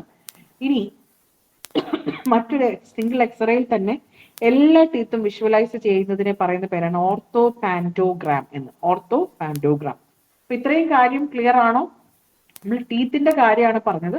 അതിലെ ചെറിയ ചെറിയ ബോക്സസിന്റെ കാര്യം നിങ്ങൾ വിട്ടേക്ക്. ഇന്ന ടൂത്ത് എറക്ട് ചെയ്യുന്ന കുറച്ച് ഏജ് ആണ് ഒരു കൺഫ്യൂസിംഗ് ഉള്ളത്, അത് വിട്ടേരെ. മിക്സഡ് ഡെന്റിഷൻ കാണുന്ന ഓർമ്മയുണ്ടോ? 12 yearsലാണ്. ഫസ്റ്റ് ടീത്ത് ഇറക്ട് എന്ന് പറയുന്നത് പെർമനന്റ് ടീത്ത് ഇറക്ട് എന്ന് പറയുന്നത് ഫസ്റ്റ് മോളാർ ആണ്. അത് 6 to 7 yearsലാണ്. ആദ്യമായിട്ട് വരുന്നത് 2 to 2.5 yearsലാണ്. പിന്നെ നമുക്ക് ഒരു മിക്സഡ് ഡെന്റിഷൻ കാണുന്നത് 12 yearsലാണ്. പിന്നെ 2102 എന്നുള്ളത് പെർമനന്റ് ടീത്ത് ടെമ്പററി ടീത്തും 2123 എന്നുള്ളത് പെർമനന്റ് ടീത്തും ആണ്. ഒരാൾക്ക് 28 ടീത്തുകൾ ഉണ്ടെന്ന് പറഞ്ഞാൽ അയാൾക്ക് 14 years ആയി എന്നാണ്. ഒരു 17 years ആകുമ്പോൾ അയാളുടെ തേർഡ് മോളാർ കൂടെ ഫുള്ളി എറപ്റ്റഡ് ആയിരിക്കും. അപ്പൊ കുഞ്ഞുങ്ങളുടെ കേസിൽ എപ്പോഴും it is better to prefer the teeth findings rather than the skeletal findings എന്നാണ് പറയുക. ഇനി അടുത്തൊരു മെത്തേഡ് ഉണ്ട്, ജസ്റ്റാഫ്സൺ മെത്തേഡ് എന്ന് പറയും. ഈ ജസ്റ്റാഫ്സൺ മെത്തേഡ് വളരെ ഇമ്പോർട്ടന്റ് ആണ്. ജസ്റ്റാഫ്സൺ മെത്തേഡ് എന്ന് പറഞ്ഞാൽ it is the age estimation. അപ്പൊ നമ്മൾ 17 വയസ്സുള്ള വരെയുള്ള കാര്യങ്ങൾ ഏകദേശം ടീത്ത് വഴിയുള്ള ഐഡന്റിഫിക്കേഷൻ നമ്മൾ പറഞ്ഞു അല്ലെ. അപ്പൊ അതിൽ age estimation of adult over 21 years depend upon the physiologic age changes in each changes of the dental tissue. 21 വയസ്സ് ഇന്നൊരാൾ കഴിഞ്ഞു എന്ന് ഐഡന്റിഫൈ ചെയ്യണമെങ്കിൽ അതിൽ ഏറ്റവും നല്ലൊരു മെത്തേഡാണ് ജസ്റ്റാഫ്സൺ മെത്തേഡ്. അതിൽ പല കാര്യങ്ങളുണ്ട്. Attrition, periodontosis, secondary dentine, cementum apposition, root resorption, transparency of root. ഇതിൽ ഫസ്റ്റ് ഈ ലാസ്റ്റ് പറഞ്ഞ സാധനമാണ് ജസ്റ്റാഫ്സൺ മെത്തേഡിലെ ഏറ്റവും ഇമ്പോർട്ടന്റ് ഏറ്റവും റിലയബിൾ ക്രൈറ്റീരിയ എന്ന് പറയുന്നത് ഈ ട്രാൻസ്പെറൻസി ഓഫ് റൂട്ട് ആണ്. മറന്നു പോകരുത്. ഒക്കേഴ്സ് ഫ്രം, അതായത് അതെങ്ങനെ നടക്കുന്നതെന്ന് പറഞ്ഞാൽ അപ്പർ ടൂത്തിലാണ് എങ്കിൽ from upward towards the centre, toward downwards. Lower ടീത്തിലാണെങ്കിൽ ലോവർ നിന്ന് മേലോട്ട് പല്ലിന്റെ അതേ ഡയറക്ഷനിൽ, പല്ല് വരുന്ന അതേ ഡയറക്ഷനിലായിരിക്കും ഈ ട്രാൻസ്പെറൻസി ഓഫ് റൂട്ട് കാണുന്നത്. അതാണ് ഏറ്റവും റിലയബിൾ മെത്തേഡ്. ജസ്റ്റാഫ്സൺ മെത്തേഡ് കൊണ്ട് 21 years above ആണെന്നുള്ള കാര്യങ്ങൾ എസ്റ്റിമേറ്റ് ചെയ്യാൻ പറ്റും. ഇനി age calculated by counting cross striations in the enamel of the teeth ഒക്കെ ആണെങ്കിൽ, എസ്പെഷ്യലി ഡെഡ് ഇൻഫെക്ട്സിലൊക്കെ ആണെങ്കിൽ നമ്മൾ ഉപയോഗിക്കുന്ന മെത്തേഡാണ് ബോയ്ഡ്സ് മെത്തേഡ്. അപ്പം ജസ്റ്റാഫ്സൺ മെത്തേഡ്, മറ്റൊന്ന് ബോയ്ഡ്സ് മെത്തേഡ്. മറന്നു പോകരുത്. പ്രത്യേകിച്ച് അത് ഡെഡ് ഇൻഫെക്ട്സിലാണ് നോക്കുന്നത്. ഇനി age of infant from weight and height of erupting teeth of the child ആണെങ്കിൽ സ്റ്റാക്സ് മെത്തേഡ്. മറന്നു പോകരുത്. സ്റ്റാക്ക് വെച്ച് ഹൈറ്റും വെയിറ്റും എന്നോർക്കുക. ബോയ്ഡ് വെച്ച് നമ്മൾ ക്രോസ് സ്ട്രയേഷൻസ് ആണ് നോക്കുന്നത്. അത് ഡെഡ് ഇൻഫന്റ്, ബോയ്ഡ്, ഡെഡ് എന്ന കാര്യം ഓർക്കുക. ഇനി the earliest centres of ossification appear at the end of second month of pregnancies. Second month of പ്രഗ്നൻസിയിൽ ചെറിയ ഏർലിയസ്റ്റ് സെന്റേഴ്സ് ഓഫ് ഓസിഫിക്കേഷൻ പതുക്കെ സ്റ്റാർട്ട് ചെയ്യും എന്ന കാര്യങ്ങൾ ഓർക്കുക. ഇത്രയും കാര്യങ്ങൾ പ്രധാനമായും ടീത്തിൽ ചോദിക്കുന്ന, അപൂർവമായി ഭയങ്കര കോംപ്ലിക്കേഷൻ ഒക്കെ ചോദിച്ചാലേ ഉള്ളൂ ആ ബോക്സസ്. അപ്പൊ നമുക്ക് സ്ലൈഡ് ഷെയർ ചെയ്യുമ്പോൾ അതും കൂടി ഒന്ന് നോക്കി പഠിക്കാനായിട്ട് പറ്റുമേ. ഇനി നമ്മൾ ബോണിലോട്ട് കടക്കുകയാണ്, അല്ലെങ്കിൽ സ്റ്റേച്ചർ അല്ലെങ്കിൽ സ്കെലിറ്റനിലോട്ട് കടക്കുകയാണ്. നമ്മൾ പറഞ്ഞതിൽ റേസ് കഴിഞ്ഞു, ഏജ് കഴിഞ്ഞു, സെക്സ് ഡിറ്റർമിനേഷന്റെ കാര്യം കഴിഞ്ഞു. അതിൽ തന്നെ ഏജിൽ നമ്മൾ ടീത്ത് ആണ് കൂടുതൽ ഇമ്പോർട്ടന്റ് ആയിട്ട് പറഞ്ഞു. ഇനി 11th ഇൻട്രാ യൂട്രൈൻ വീക്കിൽ ഒരു ചൈൽഡിന് 806 ബോൺസുകളുണ്ട്. ബോൺ ഗ്രോത്ത് അല്ലെങ്കിൽ ബോണിന്റെ എണ്ണം 806 ആണ് 11th ഇൻട്രാ യൂട്രൈൻ വീക്ക് എന്ന് പറഞ്ഞാൽ. പിന്നെ ആള് 4 മാസം ആയില്ല, അങ്ങനെ അതിനൊരു ഒരാഴ്ച കൂടെ കുറവല്ലേ. അപ്പം 11th ഇൻട്രാ യൂട്രൈൻ വീക്കിൽ 806 സെന്റേഴ്സ്. ബേർത്തിൽ അത് 450 സെന്റേഴ്സ് ആണ്. അഡൾട്ട് സ്കെലറ്റൻ ആകുമ്പോൾ നമുക്കറിയാം അതെല്ലാം കൂടെ ഓസിഫൈ ചെയ്ത് 206 ബോൺസ് ആവും. അപ്പൊ ബേർത്തിലെ കാര്യവും 11th ഇൻട്രാ യൂട്രൈനിലെ കാര്യവും അഡൾട്ട് ബോണും ഓർക്കുക. അഡൾട്ട് ബോണിനെ കുറിച്ച് ചോദിക്കാൻ സാധ്യത കുറവാണ്. അവർ ഒന്നെങ്കിൽ ഇൻട്രാ യൂട്രൈനോ അല്ലെങ്കിൽ ബേർത്തിലോ ചോദിക്കുകയാണെങ്കിൽ ചോദിക്കുക. The bone ossified from a single central ആണ് centrally from epiphysis ആണെങ്കിൽ അത് കാർപ്പസ് ബോണും ടാർസസ് ബോണാണ്. പിന്നെ single best criterion four determining age from 3rd to 5th decade, ഒരു 30ഉം 50ഉം അബവ് 30+ അല്ലെ, അങ്ങനെ ആകുമ്പോൾ നമുക്ക് സിംഫൈസിസ് പ്യൂപ്പസ്, ഞാൻ പറഞ്ഞല്ലോ പെൽവിക് ബോൺ ആണ് ഡിറ്റർമിനേഷൻ ഏറ്റവും ഹെൽപ്പ്, അതിൽ തന്നെ ഗ്രേറ്റർ സയാറ്റിക് നോച്ച്. ഇനി അതിലെയും കൂടെ 3rd to 5th ഡെക്കേഡ് ആണെങ്കിൽ ഉറപ്പായിട്ടും സിംഫൈസിസ് പ്യൂപ്പസ് വഴി നമുക്ക് ആളെ പിന്നെ ഡിറ്റർമൈൻ ചെയ്യാൻ പറ്റും ആളുടെ ഏജ്. ഓക്കെ, ഇനി 4 പീസസ് ഓഫ് സ്റ്റേണം ഉണ്ട് അല്ലെ. ഈ 4 പീസസ് ഓഫ് സ്റ്റേൺ ആക്ച്വലി നമ്മൾ ചെറിയ പ്രായത്തിൽ മുഴുവനായിട്ട് ഫ്യൂസ് ചെയ്യാറില്ല, എങ്കിലും വൺ വിത്ത് ഏകദേശം അറേഞ്ച്മെന്റിൽ വരുന്നത് 14 to 25 ഇയേഴ്സിലാണ്. അപ്പൊ അതൊരു കുറച്ച് അറേഞ്ച്മെന്റിലായിട്ട് കാണുന്നുണ്ടെങ്കിൽ 14 to 25. ഒന്നുകൂടെ ഞാൻ പറയാം, മിക്സഡ് ഡെന്റീഷന്റെ കാര്യവും അതുപോലെ ഫസ്റ്റ് ടീത്ത് ഓർ ടീത്ത് തുറക്റ്റ് ചെയ്യുന്ന കാര്യവും അതിന്റെയൊക്കെ ഏജുകൾ ഓർക്കുക. 17 ഇയേഴ്സിൽ എന്താണ് സംഭവിക്കുന്നത്, 21 ഇയേഴ്സിൽ നമ്മൾ അണ്ടർസ്റ്റാൻഡ് ചെയ്യാൻ എന്താണ് പഠിക്കുന്നത്. 17 ഇയേഴ്സ് എന്ന് പറഞ്ഞാൽ അത് ആൾക്ക് എന്ത് ബുദ്ധിമുട്ടുണ്ടാവും, 3rd മോളാർ ടീത്ത് എറപ്റ്റ് ചെയ്തിട്ടുണ്ടാവും. അതുവഴി നമ്മൾ കുറെയൊക്കെ നമുക്കുടെ ഏജ് മനസ്സിലായി. ഇനി നമ്മൾ കുറച്ച് സ്പെസിഫൈഡ് ബോൺസിന്റെ കാര്യം പറയാം. ഒന്ന്, നമുക്കൊരു 3rd to 5th ഡെക്കേഡിൽ ഒരാളെ ഐഡന്റിഫൈ ചെയ്യണമെന്ന് വിചാരിക്കുക, അത് സിംഫൈസിസ് പ്യൂപ്പസ് വെച്ചിട്ട് നമുക്ക് ഐഡന്റിഫൈ ചെയ്യാം. ഇനി 4 പീസസ് ഓഫ് സ്റ്റേണും 1 by 1 ആയിട്ട് അറേഞ്ച് ചെയ്തിട്ടുണ്ടെന്ന് വിചാരിക്കുക, അത് ഏകദേശം യൂണിറ്റി ആയിട്ട് കിടക്കുകയാണെങ്കിൽ 14 to 25 ഇയേഴ്സ് ആണ്. ഈ അടുത്ത സാധനം കണ്ടോ, xiphoid units with the body, അതൊരു ക്വസ്റ്റ്യൻ പേപ്പറിൽ ഞാൻ കണ്ട ക്വസ്റ്റ്യൻ ആണ്. 40 ഇയേഴ്സ്, 40ാമത്തെ വയസ്സിലാണ് ആള് സിഫോയിഡ് ബോൺ യൂണിയൻ. ഇപ്പൊ അതായത് ഇപ്പത്തെ ഏകദേശം ഒരു 1984 ജനിച്ചവർക്ക് ഇപ്പൊ ഏകദേശം ഒരു 40 ഇയേഴ്സ് ഉണ്ടല്ലേ. അപ്പൊ അയാളുടെ വയസ്സ് നമുക്ക് ഡിറ്റർമൈൻ ചെയ്യാൻ പറ്റുമെങ്കിൽ എങ്ങനെയാണ് നമ്മൾ ഡിറ്റർമൈൻ ചെയ്യാം, ഒന്ന് സിഫോയിഡ് ബോൺ ചെയ്യാം. Xiphoid bone unites with the body at the age 40 years. ഇനി മാനുബ്രിയം ബോൺ ആണെങ്കിലോ, manubrium bone fuses with the body ആണെങ്കിൽ 60 ഇയേഴ്സിന് മേലെ ആകുമ്പോഴാണ് മാനുബ്രിയം ജോയിൻ ചെയ്യുന്നത്. സിഫോയിഡ് ആണെങ്കിൽ 40, മാനുബ്രിയം ആണെങ്കിൽ 60. അതേപോലെ തന്നെയാണ് കേട്ടോ ഹയോയിഡ് ബോണും ജോയിൻ ചെയ്ത് ഏകദേശം 60+ലാണ്. അപ്പൊ ഈ മാനുബ്രിയം സ്റ്റേണും കൂടെ ജോയിൻ ചെയ്ത് കാണുകയാണെങ്കിൽ 60 വയസ്സുള്ള ഒരു വ്യക്തിയാണ് മരിച്ചു കിടക്കുന്നത്, അല്ലെങ്കിൽ 60 വയസ്സുള്ള വ്യക്തി ആയിരുന്നു എന്ന് മനസ്സിലാക്കാൻ പറ്റും. ഇനി ossification centre which appear just before the birth എന്ന് പറയുന്നത് lower end of the femur ആണ്, അത് മറന്നു പോകരുത്. ജസ്റ്റ് ബർത്തിന് മുമ്പേ കാണുന്ന എന്താണ്, that is lower end of the femur.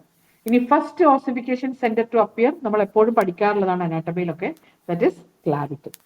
At the end of the first year 2 carpal bones seen in the X-ray. 2 to 6 ഇയേഴ്സിലാണെങ്കിൽ the number of carpal bones indicate approximate age, അതായത് 2 കാർപ്പൽ ബോൺസ് വന്നാൽ ആൾക്ക്, നമ്മൾ end of the first year എന്ന് പറഞ്ഞാൽ 2 വയസ്സായല്ലേ, അപ്പൊ 2 carpal bone. 6 വയസ്സായിട്ടുള്ള ഒരാൾക്കാണെങ്കിൽ 6 carpal ബോൺസിന്റെ കാര്യങ്ങൾ set ആയിട്ടുണ്ടാവും. അതാണ് അതിൽ പറഞ്ഞിരിക്കുന്നത് കേട്ടോ. അപ്പൊ കാർപ്പൽ ബോൺസിന്റെ ഇമ്പോർട്ടൻസ് അതാണ്. ഇതും ഇമ്പോർട്ടൻസ് വരുന്നത് ഇങ്ങനെയാണ്, നമുക്ക് MCQല് ഈ സ്റ്റേറ്റ്മെന്റ് വൈസ് ചോദിക്കുകയാണെങ്കിൽ ഇമ്പോർട്ടൻറ്റ്. ഇനി സേക്രം ഒരു സിംഗിൾ ബോൺ ആയിട്ട് മാറുന്നത് 21 to 25 ഇയേഴ്സ്. ഇതെല്ലാം ഒന്ന് വെറുതെ നമുക്കൊന്ന് ഈ ട്രൂ ഓർ ഫോൾസ് ചോദിക്കുമ്പോഴേ പ്രയാസമുള്ളൂ, അല്ലെങ്കിൽ കുഴപ്പമില്ല. അപ്പൊ സേക്രം ഒരു സിംഗിൾ ബോൺ ആകുന്നത് 20 to 25 ഇയേഴ്സ്. മാനുബ്രിയം ബോഡിയുമായിട്ട് ജോയിൻ ചെയ്യുന്നത് 60 ഇയേഴ്സിൽ അബവ്. സിഫോയിഡ് ബോഡിയുമായിട്ട് ജോയിൻ ചെയ്യുന്നത് എത്രാമത്തെ വയസ്സിലാണ്, 40 ഇയേഴ്സ് പ്ലസിലാണ്. പിന്നെ ഒരു 4 പീസ് ഓഫ് സ്റ്റേണം ഒന്ന് ഫ്യൂസ് ചെയ്ത് ഒന്നിന്റെ മേലെ ഒന്നിന്റെ താഴെ അറേഞ്ച് ചെയ്യുന്ന ഏകദേശം 14 to 25 ഇയേഴ്സിന് മേലെയാണ്. പിന്നെ സേക്രം ഒരു സിംഗിൾ ബോൺ ആകുന്നത് 21 to 25 ഇയേഴ്സ്. അപ്പൊ ഇത്രയും കാര്യങ്ങൾ നമ്മൾ പഠിച്ചു. ഇനി നമ്മൾ സ്കൾ ബോൺസിന്റെ കുറച്ച് കാര്യങ്ങൾ പറയണേ. നമുക്ക് സ്കൾ ബോൺസ് എത്ര ഉണ്ടാവും, നമ്പർ ഓഫ് ബോൺസ് 8 എന്നാണ്. ഇത് ചോദിക്കുകയോ MCQവിനകത്ത് ഇതാണ് പ്രശ്നം, നമുക്ക് മാച്ച് ദ ഫോളോയിങ് ചോദിക്കുകയോ സ്റ്റേറ്റ്മെന്റ് ആയി ചോദിക്കുമ്പോഴാണ് നമുക്ക് കൺഫ്യൂഷൻ ഉള്ളൂ. പണ്ടത്തെ കണക്ക് ഒറ്റ ക്വസ്റ്റ്യൻ ആയിട്ട് ചോദിക്കുന്ന ഒരു രീതി AIPGക്ക് ഇല്ലേ ഇല്ല. അങ്ങനെ ചോദിക്കുകയാണെങ്കിൽ ഇത് പ്രശ്നമുള്ളൂ, അല്ലെങ്കിൽ നമുക്ക് എളുപ്പമാണ്. അപ്പൊ അവർ ചോദിക്കുന്ന കൺഫ്യൂസിംഗ് ആയിട്ട് ചോദിക്കാറുണ്ട്. അപ്പൊ പെരൈറ്റൽ ബോൺ നമ്മുടെ സ്കള് മാത്രമാണ് 8, അതിനകത്ത് parietal 2, frontal 1, temporal 1, 2, ഓക്സിപുട്ട് 1, sphenoid 1, ethmoid 1. ഇനി ജോയും ഫേസും കൂടെയാണ് ചോദിക്കുന്നതെങ്കിൽ 14 നമ്പറാണ്. പിന്നെ നമ്മൾ പറഞ്ഞല്ലോ സേക്രം ഒരു സിംഗിൾ ബോൺ ആകുന്നത് 21 to 25 ഇയേഴ്സ്. പിന്നെ നമ്മൾ പറയുന്നതിൽ ആദ്യത്തെ ഫീമെയിൽ ബ്രസ്റ്റ് ഡെവലപ്പ് ചെയ്തത് 13 to 14 ഇയേഴ്സ് ആണ്. അതും ചോദിക്കാറുണ്ട്. ആദ്യം ഫീമെയിൽസിൽ ബ്രസ്റ്റ് ഡെവലപ്മെന്റ് വന്നിട്ടാണ് പിന്നെ അടുത്തത് പ്യുബാർക്കിയാണ്, അത് കഴിഞ്ഞിട്ടാണ് മെനാർക്കി ഉള്ളൂ. അപ്പൊ അതിന്റെ ഏജ് 13 to 14 ഇയേഴ്സ് ആണ്. പ്യൂബിക് ഓർ ആക്സിലറി ഹെയർ വരുന്നത് 14 to 15 ഇയേഴ്സ് ആണ്. ഇനി മെയിൽസിന്റെ കേസിലാണെങ്കിലോ അത് ടെസ്റ്റിസ് എൻലാർജ് ചെയ്യുന്നത് 14 ഇയേഴ്സിലാണ്. അവർക്ക് പ്യൂബിക് ഹെയർ വരുന്നത് 15 ഇയേഴ്സും ഫേഷ്യൽ ഹെയർ വരുന്നത് 16 ഇയേഴ്സിലാണ്. അവരുടെ വോയിസ് ഒക്കെ ഡീപ്പ് ആവുന്നത് 16 to 18 ഇയേഴ്സിലാണ്. ഇനി മെയിൽസിലാണെങ്കിൽ ഡെന്റൽ ഏജും ഓഷ്യസ് ഏജും സിമിലർ ആണ്. നമ്മൾ നേരത്തെ പറഞ്ഞില്ലേ ഫീമെയിൽസിലെ കേസിൽ ഡെന്റൽ ഏജ് 1 ഹെഡ് ആയിരിക്കും എന്ന് പറഞ്ഞായിരുന്നു അല്ലെ. ഇനി skeletal development advance in females up to 1 year but different in dental age. Dental ഏജിൽ അതിൽ വ്യത്യാസമുണ്ട്.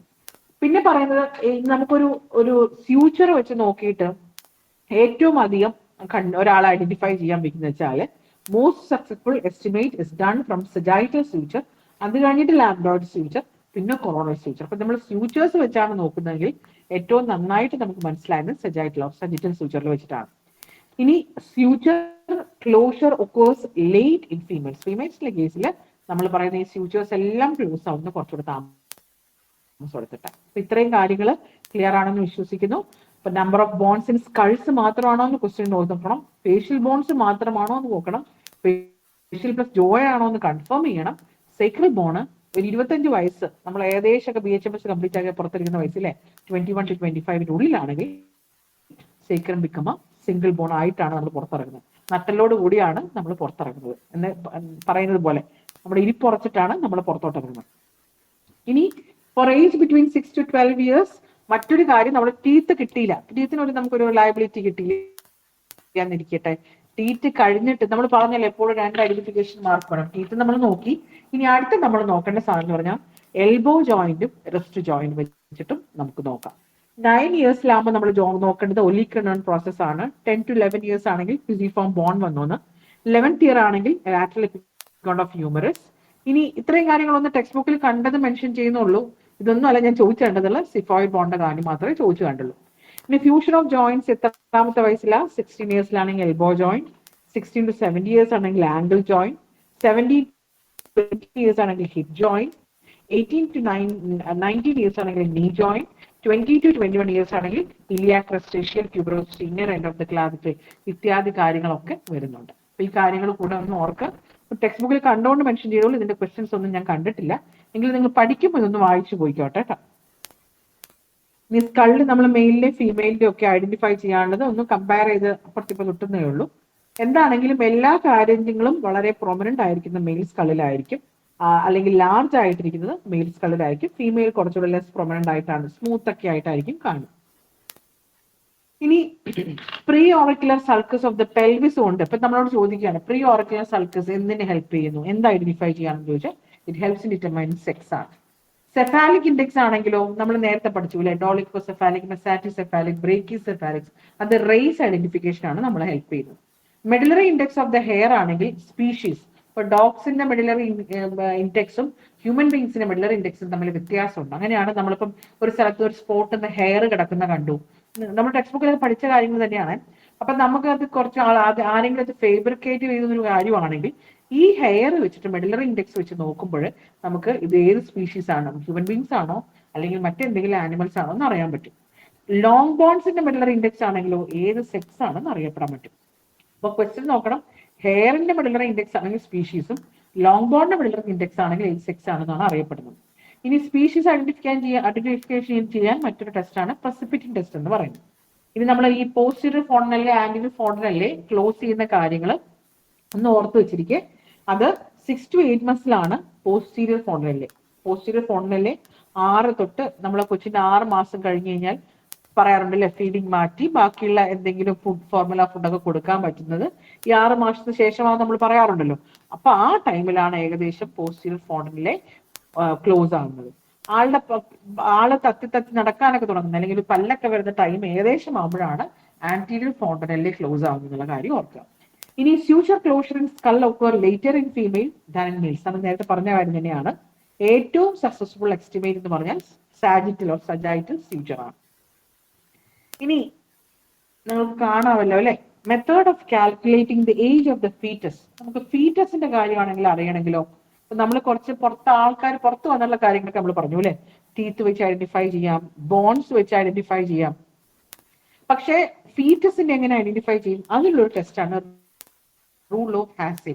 ഈ റൂൾ ഓഫ് ഹാസെ എനിക്ക് തോന്നുന്നു ഒരു മാച്ച് ദ ഫോളോയിങ്ങിലെ കണ്ടേ തോന്നുന്നു, അതൊന്നും ഓർത്തിരിക്കണമേ. റൂൾ ഓഫ് ഹാസെ 5 months വരെ ഏജിൽ ഒരു ഫീറ്റസ് ആണെങ്കിൽ സ്ക്വയർ റൂട്ട് ഓഫ് ലെങ്ത് മതി. ലാസ്റ്റ് 5 monthsലാണെങ്കിൽ length in centimetre divided by 5, അതൊന്ന് ഓർത്തിരിക്കുക, minus the age in months. ഇനി നമ്മൾ പറഞ്ഞ നേരത്തെ ഒരാളുടെ സെക്സ്, ഒരാളുടെ ഏജ്. അപ്പം റൂൾ ഓഫ് ഹാസെ മറക്കരുത്, ഹസെ ഹസി അല്ലെ, കുട്ടികൾ ചിരിക്കുന്ന സമയം. അപ്പം ഫീറ്റസ് ചിരിക്കുന്നു എന്ന് ഓർത്താൽ മതി. റൂൾ ഓഫ് ഹാസെ അതിന്റെ റൂളാണ് പറഞ്ഞത് 5 months വരേക്കും square root of the length minus months ആണ്. ലാസ്റ്റ് 5 months ആണ് length in centimetre divide by 5 minus age in months. നമ്മൾ നേരത്തെ സ്റ്റേച്ചറിന്റെ കാര്യം പറഞ്ഞിരുന്നു, അത് അപ്ലൈ ചെയ്യുന്നത് കാൾ പിയേഴ്സൺ ഫോർമുല എന്ന് പറഞ്ഞൊരു ഫോർമുല വെച്ചിട്ടാണ് നമ്മൾ സ്റ്റേച്ചർ നോക്കുന്നത്. ഇനി calculate the stature of individual from long bones. Long bones നോക്കും, അത് ഫിമർ ആണെങ്കിൽ 3.6 to 3.8 ആണ്, ഹ്യൂമറസ് ആണെങ്കിൽ 5 to 6 ആണ്.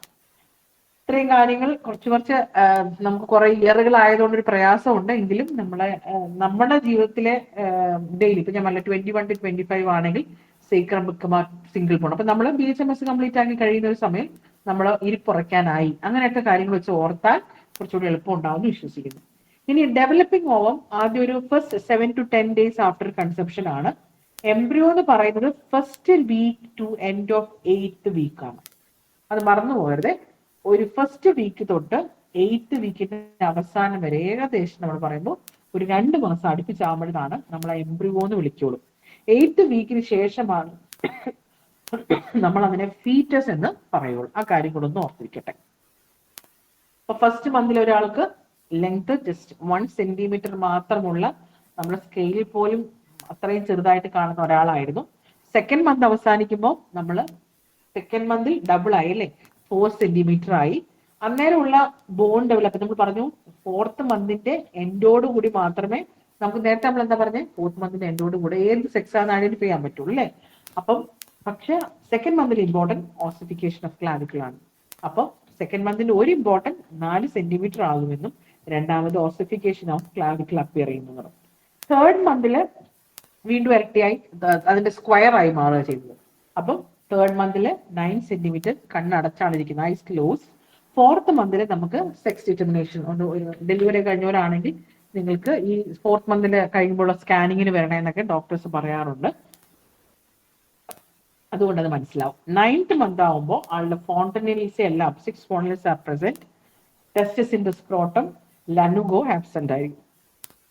6th month ഒക്കെ ആകുമ്പോൾ 6 months to 2 years ആളുടെ ഇത് 9th month വരെയുള്ള കാര്യങ്ങളെല്ലാം, ഈ 4th month വരെയുള്ള കാര്യങ്ങളെല്ലാം ഇന്ററാ യൂട്രൈൻ ആയിരുന്നു കേട്ടോ. ഇനി 6th month to 2 years എന്ന് പറഞ്ഞ് നടക്കുന്ന കാര്യം ആൾ ജനിച്ചായിട്ടുള്ള കാര്യമാണ്. ഇറപ്ഷൻ ഓഫ് ദ ടീത്ത് കാര്യങ്ങളൊക്കെ നടക്കുന്നു. 2nd to 6 years ആണെങ്കിൽ ടാർസസ് ആൻഡ് കാർപ്പസ് ബോൺ ഉണ്ട്. അതുപോലെ ആർക്കസ് ജുവനൈലിസ് എന്ന് പറഞ്ഞൊരു സാധനമുണ്ട്, ആർക്കസ് ജുവനൈലിസ്. അത് ഹൈപ്പർ ലിപ്പിഡീമിയയിൽ വരുന്നൊരു കേസാണ് കേട്ടോ, ആർക്കസ് ജുവനൈലിസ്. കുഞ്ഞുങ്ങളിൽ അങ്ങനെ ഒരു ആർക്കസ് ജുവനൈലിസ് പറഞ്ഞാൽ കണ്ണിലുള്ള ഒരു സാധനമാണ് കേട്ടോ. കണ്ണിൽ ഒരു പ്രത്യേക തരം ഒരു കവറിങ് പോലെ കാണുന്നു. അങ്ങനെ ഉണ്ടെങ്കിൽ it is due to hyperlipidaemia എന്നാണ്. അതൊരു ടെക്സ്റ്റ് ബുക്കിൽ കണ്ടപ്പോൾ എഴുതിയെന്നേ ഉള്ളൂ. ഇത്രയും കാര്യങ്ങൾ ഒന്ന് നോക്കുക. ഇനി ഇത്രയും കാര്യങ്ങളാണ് നമ്മൾ ഐഡന്റിഫിക്കേഷന്റെ ഒരു കുറെ ബേസിക് ആയിട്ടുള്ള കാര്യങ്ങൾ പറഞ്ഞത്. കുറെ ഇയേഴ്സ് പറഞ്ഞുകൊണ്ട് കൺഫ്യൂസിങ് ആയോ എന്ന് അറിയില്ല. അപ്പൊ നമ്മൾക്ക് ഒന്ന് വെറുതെ റിവൈസ് നോക്കാം. ഫസ്റ്റ് നമ്മുടെ പെർമനന്റ് ടീത്ത് ഇറപ്റ്റ് ചെയ്യുന്നത് ഏതാന്ന് ഓർക്കുന്നുണ്ടോ? ഫസ്റ്റ് മോളാർ ടീത്ത് ആണ്. അതൊരു 6 to 12 yearsനിടയിൽ. നമുക്ക് മിക്സഡ് ഡെന്റിഷൻ കാണുന്നത് 12 yearsലാണ്. പിന്നെ ഒരു 17 years കഴിഞ്ഞു ഒരാൾ, എങ്ങനെ നമുക്ക് മനസ്സിലാവും ഒരാൾക്ക് 17 years കഴിഞ്ഞു എന്ന്? അയാളുടെ തേർഡ് മോളാർ ടീത്തും ഇറപ്റ്റ് ആയിട്ടുണ്ടാവും. 14 വയസ്സുള്ള ഒരാൾക്ക് 28 ടീത്ത് ആണ്. 32 ടീത്ത് എന്ന് പറയുന്നത് അയാളൊരു അഡൾട്ട് ആയി എന്നാണ് കാണുന്നത്. ഇതിന് നമ്മൾ ഡിഫറൻഷിയേറ്റ് ചെയ്യുന്ന ടെമ്പററി പെർമനന്റ് ആണെന്ന് നമ്മൾ എക്സ്റേ എടുത്താണ് നോക്കേണ്ടത്. സേക്രം ഒരു ഫുൾ ബോൺ ആവുന്നത് 21 to 25 yearsലാണ്. അറേഞ്ച് ചെയ്ത് അല്ലെങ്കിൽ ഫ്യൂസ് ചെയ്തൊന്ന് നിൽക്കുന്നത് 14 to 25 yearsലാണ്. സിഫോയിഡ് ബോൺ ബോഡി ആയിട്ട് ജോയിൻ ചെയ്തത് 40 years പ്ലസ് ആകുമ്പോഴാണ്. അപ്പൊ നമ്മൾ സിംഫൈസിസ് പ്യൂബിസ് വെച്ചിട്ടാണ് 3rd to 5th decade ഏറ്റവും എളുപ്പമാണ് നമുക്ക് ആളെ ഡിറ്റർമൈൻ ചെയ്യാൻ. Medullary index of the hair എന്ന് പറയുന്നത് നമ്മൾ സ്പീഷീസ് നോക്കാനും, ബോൺ എന്ന് പറയുന്നത് സെക്സ് ഡിറ്റർമിനേഷന് സഹായിക്കുന്നു. Medullary index of the long bone. പിന്നെ നമ്മൾ പഠിച്ചത് ഈ ഇൻഡെക്സ്, സെഫാലിക് ഇൻഡെക്സിന്റെ 3 കാര്യങ്ങൾ പഠിച്ചു.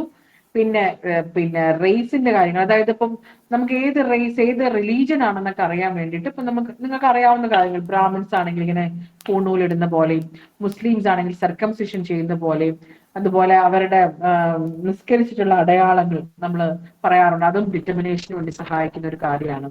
ഇപ്പൊ എനിക്ക് ക്രിസ്ത്യൻസ് ആണെങ്കിൽ അവരുടെ ഇങ്ങനെ ഓർണമെന്റ്സിൽ എന്തെങ്കിലും ഉണ്ടെങ്കിൽ അങ്ങനെ മനസ്സിലാക്കാം. ഇങ്ങനെയുള്ള കാര്യങ്ങളൊക്കെയാണ് വെച്ച് നമ്മൾ റിലീജിയൻ മനസ്സിലാക്കുന്നത്. പഞ്ചാബീസ് ആണെങ്കിൽ അവരുടെ സ്റ്റൈൽ, അങ്ങനെ രീതിയിലും റിലീജിയൻ വൈസ് കണ്ടുപിടിക്കാൻ കുറച്ചുകൂടി നമുക്ക് എളുപ്പമായിരിക്കും. അല്ല എങ്കിൽ നമ്മൾ ഉപയോഗിക്കുന്നത്, അത് നമുക്ക് കൺഫർമേറ്ററി ഒന്നും അല്ല, നമ്മൾ പറയുന്നത് അങ്ങനെ വെച്ച് കണ്ടുപിടിക്കാൻ പറ്റുമെന്നാണ്. ഓക്കെ, ഇത്രയും കാര്യങ്ങളൊക്കെ നമ്മൾ ഏകദേശം sex determination, age determination, race, ഇതൊക്കെ നമുക്ക് സ്റ്റേച്ചർ ഒക്കെ നമ്മൾ പഠിച്ചു. ഇനി നമ്മൾ പഠിക്കുന്നത് ഫിംഗർ പ്രിന്റ് സിസ്റ്റം. അപ്പൊ നമ്മുടെ ഏറ്റവും 98% നമുക്ക് സ്കൾ ബോണും പ്ലസ് പെൽവിക് ബോണും കിട്ടിയാൽ ഡിറ്റർമൈൻ ചെയ്യാൻ പറ്റും. ഇത്രയും കാര്യങ്ങൾ നമ്മൾ പഠിച്ചത്. അതുപോലെ Gustafson method, rule of Haase, Boyd's method, Stack's method, ഇത്രയും കാര്യം. വെയിറ്റും ഹൈറ്റും സ്റ്റാക്ക് ആണ്. ബോയ്ഡ്സ് എന്ന് പറയുന്ന ഡെഡ് പേഴ്സൺസിലെ കാര്യമാണ്, ഡെഡ് ഇൻഫന്റിന്റെ കാര്യമാണ് എന്നുള്ള ഇനാമൽ ഓഫ് ടീത്തിലെ സ്ട്രയേഷൻസ് വെച്ചാണ് ബോയ്ഡ്സ് മെത്തേഡ് നോക്കുന്നത്. ജസ്റ്റാപ്സൺ മെത്തേഡില് ഒരു 21 ഇയേഴ്സിന് ശേഷമുള്ള ഒരാളുടെ ഏജ് ഡിറ്റർമിനേഷൻ സഹായിക്കുന്നു. അതിൽ ട്രാൻസ്പെറൻസി ഓഫ് റൂട്ട് ആണ് ഏറ്റവും ഇമ്പോർട്ടൻറ്റ്. പിന്നെ നമ്മൾ പറഞ്ഞ ക്ലിൻഫിൽറ്റർ സിൻഡ്രോമിന്റെയും ഡൗൺ സിൻഡ്രോമിന്റെയും ഒക്കെ സെക്സ് ഡിറ്റർമിനേഷൻ കാര്യങ്ങൾ പറഞ്ഞു. അപ്പൊ ഇത്രയും കാര്യങ്ങളാണ് നമ്മൾ കഴിഞ്ഞ സ്ലൈഡ്സിൽ ഒന്ന് പറഞ്ഞു, ഒന്ന് റിവൈസ് പോയെന്നുള്ളൂ. ഇനി അടുത്തത് ഫിംഗർ പ്രിന്റ് സിസ്റ്റം. അതിനെ പല പേരുകൾ അറിയപ്പെടുന്നുണ്ട്. ഫിംഗർ പ്രിന്റ് സിസ്റ്റം നമ്മൾ എടുത്തു പറയുന്നെങ്കിലും അന്നത്തെ പറയുന്നത് ഗാൽട്ടൺ സിസ്റ്റം. ചോദിക്കുകയാണെങ്കിൽ അവർ ഒരിക്കൽ ഫിംഗർ പ്രിന്റ് സിസ്റ്റം ചോദിക്കത്തില്ല, ഗാൽട്ടൺ സിസ്റ്റം ചോദിക്കും.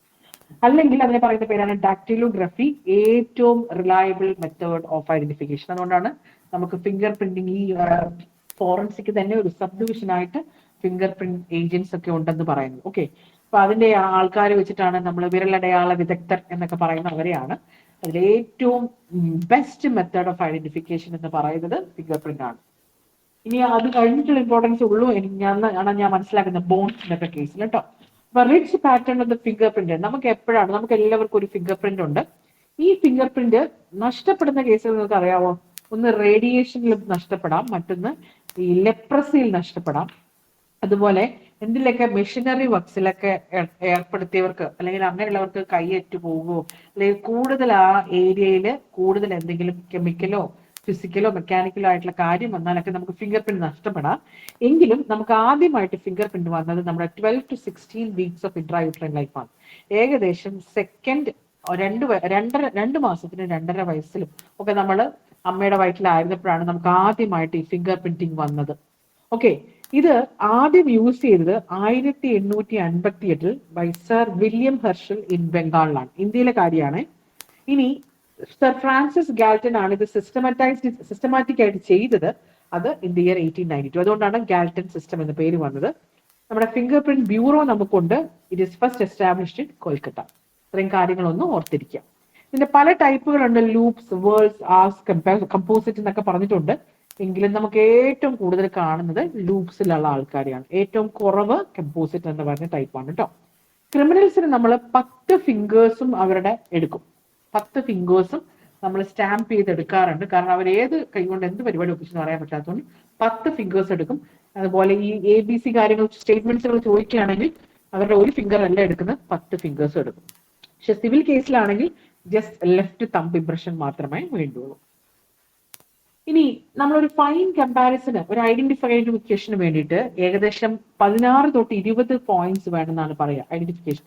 രണ്ടും നമ്മൾ ഏറ്റവും വാല്യുബിൾ ആയിട്ട് രണ്ടാണ് കിട്ടുന്നതെങ്കിൽ ഇറ്റ് ഇസ് എനഫ് എന്ന് നമ്മൾ പറഞ്ഞിരുന്നു. പക്ഷെ 16 to 20 points of fine comparison കിട്ടിയാൽ അത് പ്രൂഫ് ഓഫ് ഐഡന്റിറ്റി തന്നെയാണ് പറയുക.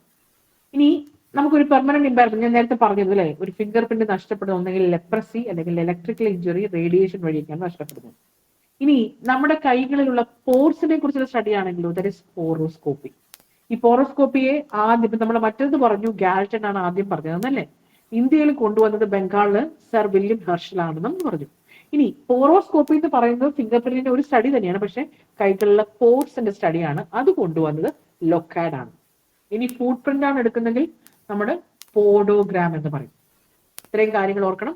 ഫിംഗർ പ്രിന്റിന്റെ മറ്റൊരു പേരാണ് ഡാക്ടിലോഗ്രഫി ഓർ ഗാൽട്ടൺ സിസ്റ്റം. അപ്പൊ അതില് പല ടൈപ്പുകളിലെ ഏറ്റവും കോമൺ എന്ന് പറയുന്നത് ലൂപ്സ് ആണ്. That is about 67%. അപ്പൊ ഈ ഫിംഗർ പ്രിന്റിനകത്ത് നമുക്ക് ക്രിമിനൽസിന്റെ ആണെങ്കിൽ 10 ഫിംഗേഴ്സിൽ എടുക്കും. അല്ല അതൊരു സിവിൽ കേസ് ആണെങ്കിൽ only left thumb impressions needed. അതിലെ തന്നെ കുറച്ചുകൂടി അഡ്വാൻസ്ഡ് ആയ ഒരു കാര്യമാണ് പോറോസ്കോപ്പി. പോർസ് നോക്കുന്നു, ലൊക്കാഡ് ആണ് ഇത് കൊണ്ടുവന്നത്. ഫുട് പ്രിന്റിനെ നമ്മൾ വിളിക്കുന്ന പേരാണ് പോഡോഗ്രാം. ഇനി ചിലോസ്കോപ്പി എന്ന് പറഞ്ഞാലോ, നമ്മൾ പഠിച്ചത് തന്നെ ലിപ് പ്രിന്റുകളാണ്. അത് 6 ടൈപ്പുകളുണ്ട്. കുറച്ചുകൂടെ ക്രെഡിബിലിറ്റി എന്ന് പറയുന്നത് നെഗറ്റീവ് റിസൾട്ടിനാണ്. ഇനി technique use to determine whether the skull is that of person in photograph. നിങ്ങൾ കേട്ടിട്ടുണ്ടാവും സൂപ്പർ ഇമ്പോസിഷൻ. ഒരാളുടെ സ്കെലറ്റൻ മോഡൽ വെച്ചിട്ട് അല്ലെങ്കിൽ സ്കൾ മോഡൽ വെച്ചിട്ട് സൂപ്പർ ഇമ്പോസ് ചെയ്തിട്ട് നോക്കുന്നതാണ്. അത് കൊണ്ടുവന്നത് 1935 ബൈ ഗ്ലേസ്റ്റർ എന്ന് പറഞ്ഞ ഒരാളാണ്, ഗ്ലേസ്റ്റർ. മറ്റൊന്ന് നമ്മളിപ്പോ ഫിംഗർ പ്രിന്റിംഗ് പറഞ്ഞ പോലെ തന്നെ അതില് പക്ക ആയിട്ടുള്ള സാധനമാണ് റെറ്റിന സ്കാൻ. അതിനേക്കാളും ഇമ്പോർട്ടന്റ് ഉണ്ടെങ്കിലേ ഉള്ളൂ retina scan most precise and most reliable biometric ആയിട്ടാണ് അതിനെ കാണുന്നത്. അപ്പൊ നമ്മൾക്ക് ഒരേ ക്വസ്റ്റ്യനിൽ തന്നെ റെറ്റിന സ്കാൻ ആണ് കൊടുത്തിട്ടുണ്ടെങ്കിൽ നിങ്ങൾക്ക് റെറ്റിന സ്കാൻ കഴിഞ്ഞിട്ടേ ഉള്ളൂ ഫിംഗർ പ്രസൻസിന്റെ റിലയബിലിറ്റി കേട്ടോ, ഒന്ന് ഓർക്കുക. ഇത് പക്ഷേ കാറ്ററാക്റ്റിലോ ഗ്ലൂക്കോമിലോ ഡയബറ്റിക്സിലോ അല്ലെങ്കിൽ നമ്മൾ പറയുന്ന വിൽസൺസ് ഡിസീസിലോ ഇത് കുറച്ച് വ്യത്യാസം ഉണ്ടാവും. അത് അന്നേരം ഒരു കേസ് വരുവാണെങ്കിൽ we have to think about നമ്മുടെ റിലയബിൾ മെത്തേഡായ ഫിംഗർ പ്രിന്റിംഗ് സിസ്റ്റം തന്നെ നോക്കണം. ഇനി നമ്മൾ ടാറ്റൂയിങ് ആണെങ്കിലോ, ടാറ്റൂയിങ് ആണെങ്കിൽ എന്താ ഇമ്പോർട്ടൻസ് എന്ന് പറഞ്ഞാൽ ഡീകമ്പോസ്ഡ് ബോഡീസിൽ കാണാം. അപ്പൊ ടെക്സ്റ്റ് ബുക്കിൽ കൊടുത്തിരിക്കുന്ന ഒരു എക്സാമ്പിൾ എന്ന് പറഞ്ഞാൽ ഒരു ഷാർക്ക് പെട്ടെന്ന് ഒരാൾ ഡിസപ്പിയർ ആവുന്നു. അപ്പൊ അയാളെ ഒരു സൈഡിൽ വെച്ചിട്ട് അയാളുടെ ലിംബ് മാത്രം ആ ഷാർക്ക് വൊമിറ്റ് ചെയ്യുന്നു. അങ്ങനെ ആൾ ഡിസപ്പിയർ ചെയ്തു, എന്തായെന്ന് ഫാമിലിക്ക് അറിയുന്നില്ല. പക്ഷെ ആ ലിംബിൽ ഒരു പ്രത്യേക മാർക്ക് ഉണ്ടായിരുന്നു, ഒരു ടാറ്റു മാർക്ക് ഉണ്ടായിരുന്നു. അങ്ങനെ ആളുകൾ മനസ്സിലാക്കിയതാണ് അയാളാണെന്ന്. അങ്ങനെ നമുക്കൊരു ഡീക്കേയിങ് ബോഡി ഒക്കെ ആണെങ്കിൽ അത്രത്തോളം ടാറ്റൂയിങ് മനസ്സിലാകില്ല. എന്തിലും ഈ ലിംഫ് നോഡ് ഇംപ്രഷനിൽ കൂടെ ആ ടാറ്റൂയിങ് കാണാൻ പറ്റും. ഇനി നമ്മുടെ സ്പീക്കർ വോയിസ് വെച്ചിട്ടുള്ള ഒരു സാധനം ആണെങ്കിലും അതിന് പറയുന്ന പേരാണ് സ്പെക്ട്രോഗ്രാം എന്ന് പറയും. ഇതെല്ലാം അഡ്വാൻസ്ഡ് ആണ്. ഇനി നമ്മൾ സ്റ്റഡി ഓഫ് ഹെയറിനെ നമ്മൾ എന്ത് പറയും? ട്രൈക്കോളജി. ഇപ്പൊ ചിലോസ്കോപ്പി, പോറോസ്കോപ്പി, പിന്നെ ട്രൈക്കോളജി, ഡാക്ടൈലോഗ്രാഫി, ഈ കാര്യങ്ങളൊന്നും ഓർത്തിരുന്നാട്ടെ. Medullary index of the hair is used to determine species. Human ഹെയറിന്റെ മെഡലറി ഇൻഡെക്സിന്റെ പ്രത്യേകത എന്ന് പറഞ്ഞാൽ ഇറ്റ് ഈസ് ലെസ് ദാൻ 0.3 ആണ്. ആനിമലിന്റെ ആണെങ്കിൽ അതിന്റെ ഇൻഡെക്സിന്റെ മെഷർമെന്റ് മോർ ദാൻ 0.5. അപ്പൊ 0.5 മേലെ ആണെങ്കിൽ ഒരു കേസിൽ ഇങ്ങനെ ആൾക്കാർ എന്താ പറയാ അയാൾ ഉപദ്രവിച്ചു എന്നൊക്കെ പറഞ്ഞു കാട്ടാൻ വേണ്ടി കുറച്ച് ഡോഗ്സിന്റെ ജോമൊക്കെ അവിടെ ഇവിടെ ആക്കി അങ്ങനെ ഒരു സംശയം വരുന്ന രീതിയിലാക്കിയാൽ ഈ മെഡലറി ഇൻഡെക്സ് വെച്ചിട്ട് ആളുടെ ഹെയർ ഏതാണെന്ന് മനസ്സിലാക്കും. Okay, ABO groups can be determined in A single hair if the hair bulb is present. അതിന് പറയുന്ന പേരാണ് മോഡിഫൈഡ് അബ്സോർപ്ഷൻ എല്യൂഷൻ ടെക്നിക് എന്നാണ് അതിനൊരു പേര്. Modified absorption elution technique. പിന്നെ നമുക്ക് അറിയാവുന്ന കാര്യമാണ് ഡെത്തിൽ നമ്മൾ പറയും hair become loose after 72 hours of death. ഏകദേശം ഒരു 3rd, 4th, 5th ഡേയ്സ് കഴിയുമ്പോഴത്തേക്ക് ഹെയർ ലൂസ് ആയിട്ട് പോകുന്ന കാര്യം നിങ്ങൾ കേട്ടിട്ടുണ്ടാവും. ഇനി ആന്ത്രപ്പോമെട്രി എന്ന് പറഞ്ഞാൽ ചോദിക്കുന്ന ആന്ത്രപ്പോമെട്രി എന്നായിരിക്കില്ല, ബെർട്ടിലൻ സിസ്റ്റം എന്നാണ് പറയുന്നത്. Bertillon system measurement of the body and parts നമ്മൾ പറയുന്നത് do not change after 21 years when growth is complete. Growth complete ആയി കഴിഞ്ഞു 21 വയസ്സിനുള്ളിൽ എങ്കിൽ ആളുടെ മെഷർമെന്റ്സിൽ വലിയ വ്യത്യാസം നമുക്ക് കാണാൻ പറ്റില്ല. ചെറുതായിട്ടൊക്കെ അങ്ങോട്ടും ഇങ്ങോട്ടൊക്കെ വ്യത്യാസങ്ങൾ വന്നേക്കാം, പക്ഷെ എന്നാലും 21 ഇയേഴ്സ് ആണ് നമ്മൾ പറയുന്നത്. അപ്പൊ നമ്മള് പരസ്യമൊക്കെ കാണാറുണ്ടല്ലേ ആളുടെ ഹൈറ്റ് കൂട്ടുന്ന കാര്യം വരുന്നത്. പക്ഷെ ഈ ബോൺ കംപ്ലീഷൻ ഏകദേശം നടന്നു കഴിഞ്ഞാൽ ആളുടെ ഹൈറ്റിൽ വലിയൊരു മാറ്റം വരുത്താൻ നമ്മളെ കൊണ്ടാവില്ല. ഇനി medico legal importance of age. എന്തുകൊണ്ടാണ് ഏജിന്റെ ഇമ്പോർട്ടൻസ് വരുന്നത്? ക്രിമിനൽ റെസ്പോൺസിബിലിറ്റി അനുസരിച്ച് അത് ഇമ്പോർട്ടന്റ് ആണ്. Any act done by a child under 7 years is not an offence. 7 വയസ്സിന് താഴെയുള്ള ഒരു കുട്ടി എന്തെങ്കിലും തെറ്റ് ചെയ്താൽ നമ്മൾ അതിനെ ഒഫൻസ് ആയിട്ട് കൂട്ടാറില്ല. എന്നാൽ 7 തൊട്ട് 12 ഉള്ളതിന് ഇമ്പോർട്ടന്റ് ഉണ്ട്. 18 വയസ്സിന് ശേഷം അത് വളരെ ഇമ്പോർട്ടന്റ് ആണെന്നാണ് പറയുന്നത്. ഇനി ഈ ക്വസ്റ്റ്യൻ ഇതുപോലെ മെയിൻ ക്വസ്റ്റ്യൻ പേപ്പറിലാണോ എന്ന് ഞാൻ ഓർക്കുന്നില്ലെങ്കിൽ ഇത് ഞാൻ കണ്ടിട്ടുണ്ട്. Child under 12 years can give a valid consent. അപ്പൊ ഏത് ഇയേഴ്സിലാണ് ഒരു വാലിഡ് കൺസെന്റ് കൊടുക്കാൻ പറ്റുക ചോദിച്ചാൽ അത് 18 years തന്നെയാണ്. 12 yearsന് കീഴിലുള്ള ഒരു കൊച്ചിന് അവരുടെ കൺസെന്റ് നമ്മൾ കൊടുക്കത്തില്ല. അപ്പൊ ഞാൻ ഇന്നലെ പറഞ്ഞില്ല ലോക്കോ പാരന്റ്സിന്റെ ഒക്കെ സഹായം അന്നേരം ചോദിക്കും. ജുഡീഷ്യൽ പണിഷ്മെന്റ് ആണെങ്കിൽ ജുവനൈൽ ജസ്റ്റിസ് ആക്ട് 2000 പ്രകാരം juvenile means any person who has not completed 18 years. ഇന്നലെ ഞാൻ പറഞ്ഞിരുന്നു 18 yearsന് ശേഷമാണ് അയാൾ ആ കാര്യങ്ങൾ കമ്മിറ്റ് ചെയ്തു, ശിക്ഷ വരുമ്പോൾ 18 yearsന് മേലെ ആയെങ്കിലും 18 ഇയേഴ്സിന് താഴെ ഉണ്ടായിരുന്ന തെറ്റ് ചെയ്തിട്ടുള്ള അതേ ശിക്ഷയെ ലഭിക്കുകയുള്ളൂ. റേപ്പ് ആണെങ്കിലോ sexual intercourse by a man with a girl under 15 years or with any girl under 18. അത് ഈ മാൻ വിത്ത് എ ഗേൾ എന്നുള്ളത് ഈവൻ ഹിസ് വൈഫ് എന്നാണ്. നമുക്കറിയാലോ ചില സ്ഥലങ്ങളിൽ 15 ഇയേഴ്സിന് മുന്നേ ആളെ പെൺകുട്ടിയുടെ കല്യാണം കഴിപ്പിച്ചു വിടാറൊക്കെ ഉണ്ടല്ലോ. അപ്പൊ അങ്ങനെ man with a girl or wife എന്ന ടെക്സ്റ്റ് ബുക്കിൽ കൊടുത്തിരിക്കുന്നത് under 15 years age or with any girl under 18 years even with her consent. അങ്ങനെയാണെങ്കിൽ അതിനെ റേപ്പ് എന്ന് തന്നെയാണ് വിളിക്കുന്നത്. കിഡ്നാപ്പിംഗ് ആണെങ്കിൽ സെക്ഷൻ നമ്പർ 361 to 369. നമ്മൾ ഫിലിംസിലൊക്കെ കണ്ടിരുന്നു അല്ലെ, ഞാൻ കിഡ്നാപ്പ് ചെയ്തിട്ടുണ്ട്, ഇത്ര ലക്ഷം രൂപ തരണം എന്നൊക്കെ പറയുന്ന ഐ പി സെക്ഷൻ 361 മുതൽ 369 വരെ ശിക്ഷാർഹമാണ്. ഇനി എംപ്ലോയ്മെന്റ് അതിന്റെ കേസിലാണെങ്കിൽ ഒരു 14 വയസ്സിന് കീഴെയുള്ള ആളാണെങ്കിൽ അയാളെ എംപ്ലോയ് ചെയ്യാൻ പാടില്ല എന്നാണ് നമ്മൾ പറയുന്ന child labour. A child below 14 years can be employ. അപ്പൊ 12 ഇയേഴ്സിന് ശേഷമുള്ള കൺസെന്റിനെ നമ്മൾ വാലിഡ് ആണെന്ന് പറയുന്നില്ല, 18 ഇയേഴ്സ് മസ്റ്റ് ആണ്. പിന്നെ റേപ്പിന്റെ കാര്യം പറയുമ്പോൾ ശരിക്കും പറഞ്ഞാൽ 18 ഇയേഴ്സിന് താഴെയുള്ളതെല്ലാം നമ്മൾ റേപ്പ് ആയിട്ടാണ് കൂടുതൽ വിത്തൗട്ട് ദ കൺസെന്റ്. പിന്നെ ചൈൽഡ് ബിലോ 14 ഇയേഴ്സിൽ ചൈൽഡ് ലേബർ എന്നാണ് പറയാം, അതാണ് അങ്ങനെ പാടില്ല. ഇനി മെജോറിറ്റി അറ്റൈൻ ചെയ്യുന്നതോ നമുക്കറിയാം 18 ഇയേഴ്സ്, അതുകൊണ്ടാണ് വാലിഡ് ആയിട്ട് കാണുന്നത്. 18 ഇയേഴ്സ് ടു 20 ഇയേഴ്സ് അല്ലെ, ഗേൾസിലാണെങ്കിൽ 18 ഇയേഴ്സ്, മെയിൽസിലാണെങ്കിൽ 21 ഇയേഴ്സ്. പിന്നെ എവിഡൻസ് നമുക്ക് ഏതെങ്കിലും ഇനി ഏജ് ഡിറ്റർമിൻ ചെയ്യാൻ വേണ്ടിയൊക്കെ സഹായിക്കും. മാരേജ് കോൺട്രാക്ട്, ഈ ചൈൽഡ് മാരേജ് റെസ്ട്രെയിൻഡ് ആക്ട് എന്ന് പറയുന്നത് 1978 പ്രാബല്യത്തിൽ വന്നതാണ്. അപ്പൊ നമ്മളിൽ ഗ്രേറ്റ് ഗ്രാൻഡ് പാരന്റ്സ് ഒക്കെ ഉണ്ടെങ്കിൽ അവരെ കല്യാണം കഴിഞ്ഞത് 16 വയസ്സിലാണ് 18 വയസ്സിലാണെന്നൊക്കെ അവരൊരു പക്ഷെ പറഞ്ഞേക്കും. അത് പക്ഷെ 1978 ശേഷം അത് പാടില്ല എന്നായിരുന്നു ചൈൽഡ് മാരേജ് റെസ്ട്രെയിൻഡ് ആക്ട്. പിന്നെ infanticide, criminal abortion, identification, importance, sterility, ഇതിനെ പറ്റിയെല്ലാം നമുക്ക് കൃത്യമായ ഡീറ്റെയിൽ കിട്ടിയാൽ അവരുടെ sex and age determination important ആണ്. അപ്പം ഈ ക്വസ്റ്റ്യൻ ഒന്ന് ആൻസർ പറയാൻ ആരെങ്കിലും ഒന്ന് അൺമ്യൂട്ട് ചെയ്യാവോ? മിക്സഡ് ഡെന്റീഷൻ ഏത് ഏജിലാന്ന് ഓർക്കുന്നുണ്ടോ? ഏകദേശം വരുന്നത് മിക്സഡ് ഡെന്റീഷൻ 12 to 14 years. അതെ, 7 to 12 ഇയേഴ്സും ആണ്. പിന്നെ most reliable criteria for just absent മെത്തേഡോ ഏതായിരുന്നു?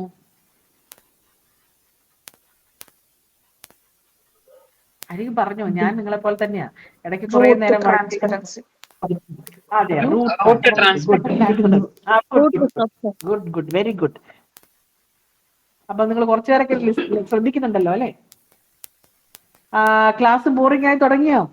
നമുക്കൊരു അരമണിക്കൂർ പഠിപ്പിക്കാം അല്ലെ, നമ്മളെ പോർഷൻസ് തീരത്തില്ല, അതുകൊണ്ടാണ്. അപ്പൊ നിങ്ങളുടെ പേഷ്യന്റ് ഹിയറിങ്ങിന് നന്ദി. ഇനി നമ്മൾ അടുത്ത ടോപ്പിക് നോക്കുന്നത് ഫസ്റ്റ് പെർമനന്റ് മോളാർ ടൂത്ത് ഏകദേശം എത്ര വയസ്സാണ് പറഞ്ഞത്? അതിന്റെ ആൻസർ ഞാൻ പറയാം, 6 to 7 ഇയേഴ്സിലായിരുന്നേ. റൂൾ ഓഫ് ഹാസെ ഓർക്കുന്നോ? കുട്ടികളാണ് ഹാസെ ചെയ്തല്ലേ? അപ്പൊ ഏത് വയസ്സാണ്? സോറി, എന്താ കാര്യം? Age of the good good അതെ. ഇനി ഞാൻ അടുത്ത അതെ ഗുഡ്, ഞാനൊന്ന് അടുത്ത സ്ലൈഡ് എടുത്തോട്ടെ കേട്ടോ.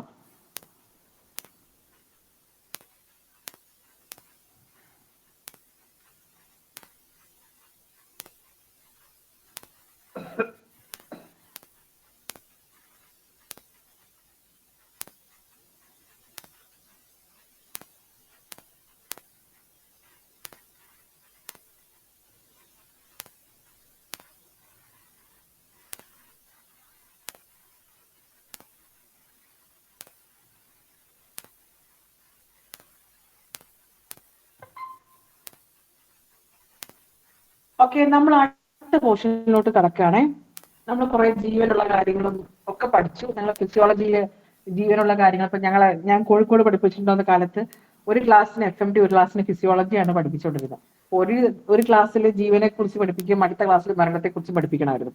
അപ്പൊ ഈ സബ്ജക്റ്റിൽ വരുമ്പോൾ ഏറ്റവും നമുക്ക് ഡ്രൈ ആയിട്ടും എന്നാൽ പഠിപ്പിക്കാൻ ഭയങ്കര പാടുള്ള ഒരു ടോപ്പിക്കാണ് ഡെത്തിന്റെ കാര്യം. കാരണം ഈ ഫിഗേഴ്സ് കുട്ടികൾക്ക് ഭയങ്കര ബുദ്ധിമുട്ടായിരുന്നു. പിന്നീട് അവർ യൂസ്ഡ് ആവും. എങ്കിലും നമ്മൾ പഠിക്കുന്ന കാലത്തും നമുക്ക് ഈ ഡെത്ത് ഭയങ്കര പ്രശ്നമാണല്ലോ. പക്ഷെ നമ്മൾ ഡെത്ത് എന്ന് പറയെങ്കിൽ ഡെത്തിന്റെ സ്റ്റഡിയെ എന്ത് പറയുമെന്ന് അറിയാവോ? Study of death in all aspects എന്ന് പറയുന്നത് താനറ്റോളജി. യെസ്, താനറ്റോളജി. അപ്പൊ ആൾക്കാർ തന്നെണ്ണം പാടി അങ്ങ് പോകും എന്ന് നമ്മൾ പറയില്ലേ, താനറ്റോളജി. ഓക്കെ, ഒന്ന് വെറുതെ ഓർത്തിരുന്നാൽ മതി.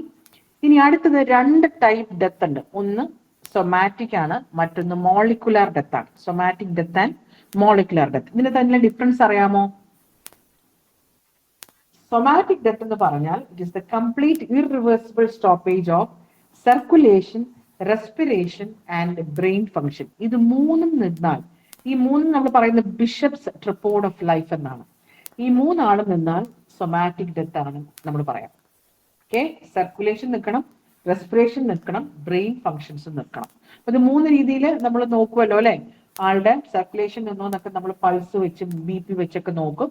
അതുപോലെ ബ്രെയിൻ ഫങ്ഷൻസ് ആണെങ്കിൽ പ്യൂപ്പിലറി, കോർണിയൽ, അതുപോലെ ഗാഗ് റിഫ്ലക്സ് വെച്ച് നോക്കും. റെസ്പിറേഷൻ ആണെങ്കിൽ നമ്മൾ ബ്രീത്തിങ് ആണോ നോക്കും. ചിലരൊക്കെ പറയാറില്ല, ഒരു ഫെദർ മൂക്കിന്റെ അടുത്ത് വെക്കും, അല്ലെങ്കിൽ bowl of water upon the chest, അത് അനങ്ങുന്നുണ്ടോ നോക്കും. അങ്ങനെ റെസ്പിറേഷൻ ഒക്കെ നോക്കും. ഇതിനെതിരാണ് നമ്മുടെ 67 അഫോറസ്റ്റിൽ പറയുന്ന സസ്പെൻഡഡ് ആനിമേഷൻ. അതിന്റെ കേസിൽ ഇങ്ങനെ വരാൻ നമ്മൾ പറയാറുണ്ട്. ഓക്കെ, ഇനി കോർണിയ ആ സമയത്ത്, അപ്പൊ നമ്മൾക്ക് എപ്പോഴാണ് ഇങ്ങനെ ഒരു കേസിൽ ഒരു ട്രാൻസ്പ്ലാന്റേഷൻ ഇമ്പോർട്ടൻസ് വരുന്നതെന്ന് വെച്ചാൽ, കോർണിയ ആണെങ്കിൽ can be removed from the dead body within 6 hours ആണ്. Kidney, heart, lungs, pancreas, liver ഒക്കെ ആണെങ്കിൽ soon after circulation has stopped. ഇത്രയും കാര്യങ്ങൾ ഒന്ന് ഓർത്തിരിക്കുക. കോർണിയ ആണെങ്കിൽ 6 മണിക്കൂറാണ്. ബോൺസ് ആണെങ്കിൽ ഏകദേശം ഒരു, എനിക്ക് തോന്നുന്നു, ഒരു 5 to 6 hours എന്തോ ആണ് കേട്ടോ. നോക്കിയിട്ട് പറയാമേ.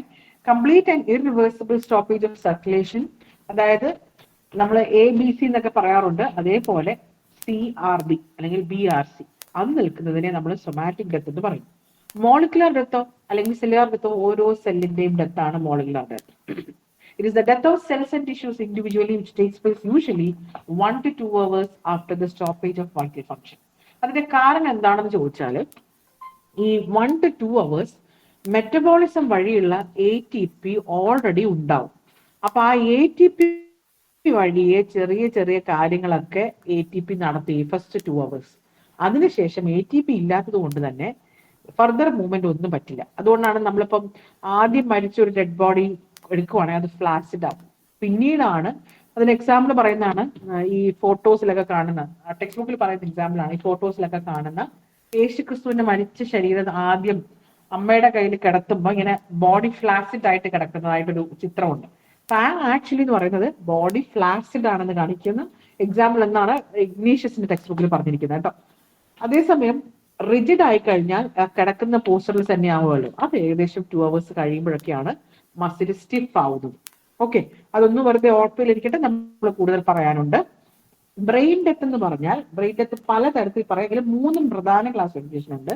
ഒന്ന് സെറിബ്രൽ, മറ്റൊന്ന് ബ്രെയിൻ സ്റ്റെം ഡെത്ത്, മൂന്നാമത് മിക്സഡ്, രണ്ടും കൂടെ ഒന്നിച്ച്. ഇപ്പൊ ബ്രെയിൻ ഡെത്ത് സെറിബ്രൽ ആവാം, ബ്രെയിൻ സ്റ്റെം ഡെത്ത് ആവാം, അല്ലെങ്കിൽ ഹോൾ ബ്രെയിൻ ഡെത്ത് ആവാം. ഇത്രയും കാര്യങ്ങളൊന്നും ഓർക്കുക. ഇനി അടുത്തത് ഫിലഡൽഫിയ പ്രോട്ടോകോൾ എന്ന് പറഞ്ഞൊരു പ്രോട്ടോകോൾ ഉണ്ട്. അപ്പൊ പല പ്രോട്ടോകോൾസ് ഇതിനെപ്പറ്റി ഉണ്ട് കേട്ടോ. എങ്കിൽ ഫിലഡൽഫിയ പ്രോട്ടോകോൾ ഒന്നും ഓർത്താട്ടെ. ലാക്ക് ഓഫ് റെസ്പോൺസ്, ഇതിലെല്ലാം ക്രൈറ്റീരിയ സെയിം ആണ് കേട്ടോ. ലാക്ക് ഓഫ് റെസ്പോൺസ്, അപ്പൊ നമ്മൾ ആളെ തട്ടിക്കുലുക്കിയൊക്കെ വിളിക്കും. ഓക്കെ, ആളുടെ ടെമ്പറേച്ചർ നോക്കും, റെസ്പിറേഷൻ നോക്കും, ആളുടെ റിഫ്ലക്സുകൾ നോക്കും. രണ്ടാമത് absence of breathing, no muscular movement, absence of brain stem reflexes, falling of arterial pressure, iso electric EEG. സത്യം പറഞ്ഞാൽ ഇത്രയും ക്രൈറ്റീരിയകൾ പാലിച്ചാലേ നമ്മൾ ഒരാളെ ഡെത്ത് കൺഫേം ചെയ്യാൻ പറ്റുള്ളൂ. പക്ഷെ നമുക്ക് ഹോസ്പിറ്റലിൽ EEG സൗകര്യങ്ങളൊന്നും ഇല്ല, അതുകൊണ്ട് നടക്കില്ല. ഭാഗ്യം കൊണ്ട് നമ്മൾ ഡെത്ത് കൺഫേം ചെയ്യാൻ ആരും തിരിച്ചു വരാത്തതുകൊണ്ട് നമ്മൾ ചില കേസിലൊക്കെ രക്ഷപ്പെടുന്ന. അപ്പൊ ആ പ്രോട്ടോകോൾ ഏതിനനുസരിച്ച് നമ്മൾ ചെയ്യേണ്ടത്, ഫിലഡൽഫിയ പ്രോട്ടോകോൾ അനുസരിച്ച്. ഇനി മിനസ്ട്രോ ക്രൈറ്റീരിയ എന്ന് പറഞ്ഞ സാധനം, മിനസ്ട്രോ ക്രൈറ്റീരിയ. അത് ഈ ക്രൈറ്റീരിയകൾ എന്തിനാണുള്ളതെന്ന് ചോദിച്ചാൽ ഈ സെയിം സാധനം തന്നെ അങ്ങോട്ടും ഇങ്ങോട്ടും തിരിച്ചു മറിച്ച് പറയുന്നതേ ഉള്ളൂ. പ്രോട്ടോകോളിന്റെയും ക്രൈറ്റീരിയയുടെ പേര് നിങ്ങൾ ഓർത്തോളം. ഫിലഡൽഫിയ പ്രോട്ടോകോൾ, മിനസ്ട്രോ ക്രൈറ്റീരിയ, അടുത്താണ് ഹാർവാർഡ് ക്രൈറ്റീരിയ. ഇപ്പൊ നമ്മൾ റീസെന്റ് നോക്കുന്നതല്ല ഈ ഹാർവാർഡ് ക്രൈറ്റീരിയ ആണ്. No response, no movement, apnoea, absence of reflexes, iso electric EEG. ഈ ആബ്സെൻസ് ഓഫ് റിഫ്ലക്സസിൽ നോക്കുന്ന കാര്യം ഒന്നെങ്കിൽ ഗാഗ് റിഫ്ലക്സ് നോക്കും, കോട്ടൺ വെച്ചിട്ടോ അല്ലെങ്കിൽ ഏതെങ്കിലും ട്യൂബ് ഇൻസേർട്ട് ചെയ്തിട്ടുള്ള റിഫ്ലക്സുകളാണ്. അതല്ലെങ്കിൽ നമ്മുടെ കോർണിയൽ റിഫ്ലക്സ് നോക്കും. പ്യൂപ്പിൾസ് ഫിക്സഡ് ആൻഡ് ഡയലേറ്റഡ് ആണെങ്കിൽ അത് ഷോ ചെയ്യുന്നത് ശരിക്കും ബ്രെയിൻ സ്റ്റെമ്മിന്റെ ഡിഫക്റ്റ് ആണ്, അല്ലെങ്കിൽ ബ്രെയിൻ സ്റ്റെം ഡെത്ത് നടന്നു എന്നാണ്. ഇത്രയും കാര്യങ്ങളൊന്നും ഓർക്കുക. ഇനി ബ്രെയിൻ ഡെത്ത് എന്ന് പറഞ്ഞാൽ deep unconscious with no response to external stimuli or internal need. അപ്പൊ നമ്മൾ ആളെ എക്സ്റ്റേണൽ റെസ്പോൺസ് എങ്ങനെ നോക്കും, ആൾക്കാർ പിഞ്ച് ചെയ്തൊക്കെ നോക്കും. പിഞ്ച് ചെയ്ത് നോക്കലാണ് ആദ്യത്തെ റെസ്പോൺസ്. നമ്മൾ തല്ലി വിളിക്കും, അല്ലെങ്കിൽ ആളെ പിഞ്ച് ചെയ്ത് നോക്കും, അല്ലെങ്കിൽ കുറച്ചുകൂടെ പെയിൻ ഉള്ള എന്തെങ്കിലും ഒരു കാര്യം സ്റ്റിമുലൈ കൊടുക്കുമ്പോൾ ആൾ റെസ്പോണ്ട് ചെയ്യുന്നില്ല. നോ മൂവ്മെന്റ്, അടുത്തത് നോ സ്പോണ്ടേനിയസ് ബ്രീത്തിങ്ങിന്റെ കാര്യങ്ങൾ വരുന്നില്ല. Cessation of spontaneous cardiac rhythm without assistance. പിന്നെ no reflexes, bilateral dilatation and fixation of pupils. Pupils ശരിക്കും നമുക്കൊരു മഴത്തുള്ളിയുടെ ഷേപ്പിൽ കാണാൻ പറ്റുമെന്നാണ് പറയുന്നത്. Flat isoelectric, EEG and ECG രണ്ടും ഐസോഇലക്ട്രിക് ആയിട്ട് കാണും. All of the confirmatory mentioned are present for a 24-hour period. 24 മണിക്കൂർ ഏകദേശം ഇത് കാണാൻ പറ്റുന്നതാണ് പറയുന്നത്. ഇനി ഇതിൽ എന്തെങ്കിലും ഒരു ചേഞ്ച് വരുന്നത് ഒന്നെങ്കിൽ മെറ്റബോളിക് അല്ലെങ്കിൽ എൻഡോക്രൈൻ ഡിസോർഡേഴ്സിൽ ഇതിലൊരു ചേഞ്ച് വന്നേക്കാം കേട്ടോ. അത് നമുക്ക് അപ്പം ഇത് എക്സ്ക്ലൂഡ് ചെയ്യേണ്ടതായിട്ട് വരും. ഇനി ഓട്ടോപ്സി എന്ന് കേട്ടിട്ടുണ്ടാവുമല്ലോ, postmortem examination of the body. പിന്നെ നമ്മൾ കേട്ടിട്ടുള്ള ഒരു സാധനം എക്സ്ഹ്യൂമേഷൻ. എന്താണ് കുറച്ച് കാലം കഴിഞ്ഞിട്ട് ബോഡി പുറത്തെടുക്കുന്നത് അല്ലേ? നമ്മൾ ഇന്നലെ പറഞ്ഞു അതിന് മജിസ്ട്രേറ്റിന്റെ ഒക്കെ സാന്നിധ്യം വേണമെന്നാണ് പറയുന്നത്. അപ്പൊ ഓട്ടോപ്സി എന്ന് പറയുന്നത് പോസ്റ്റ്മോർട്ടം.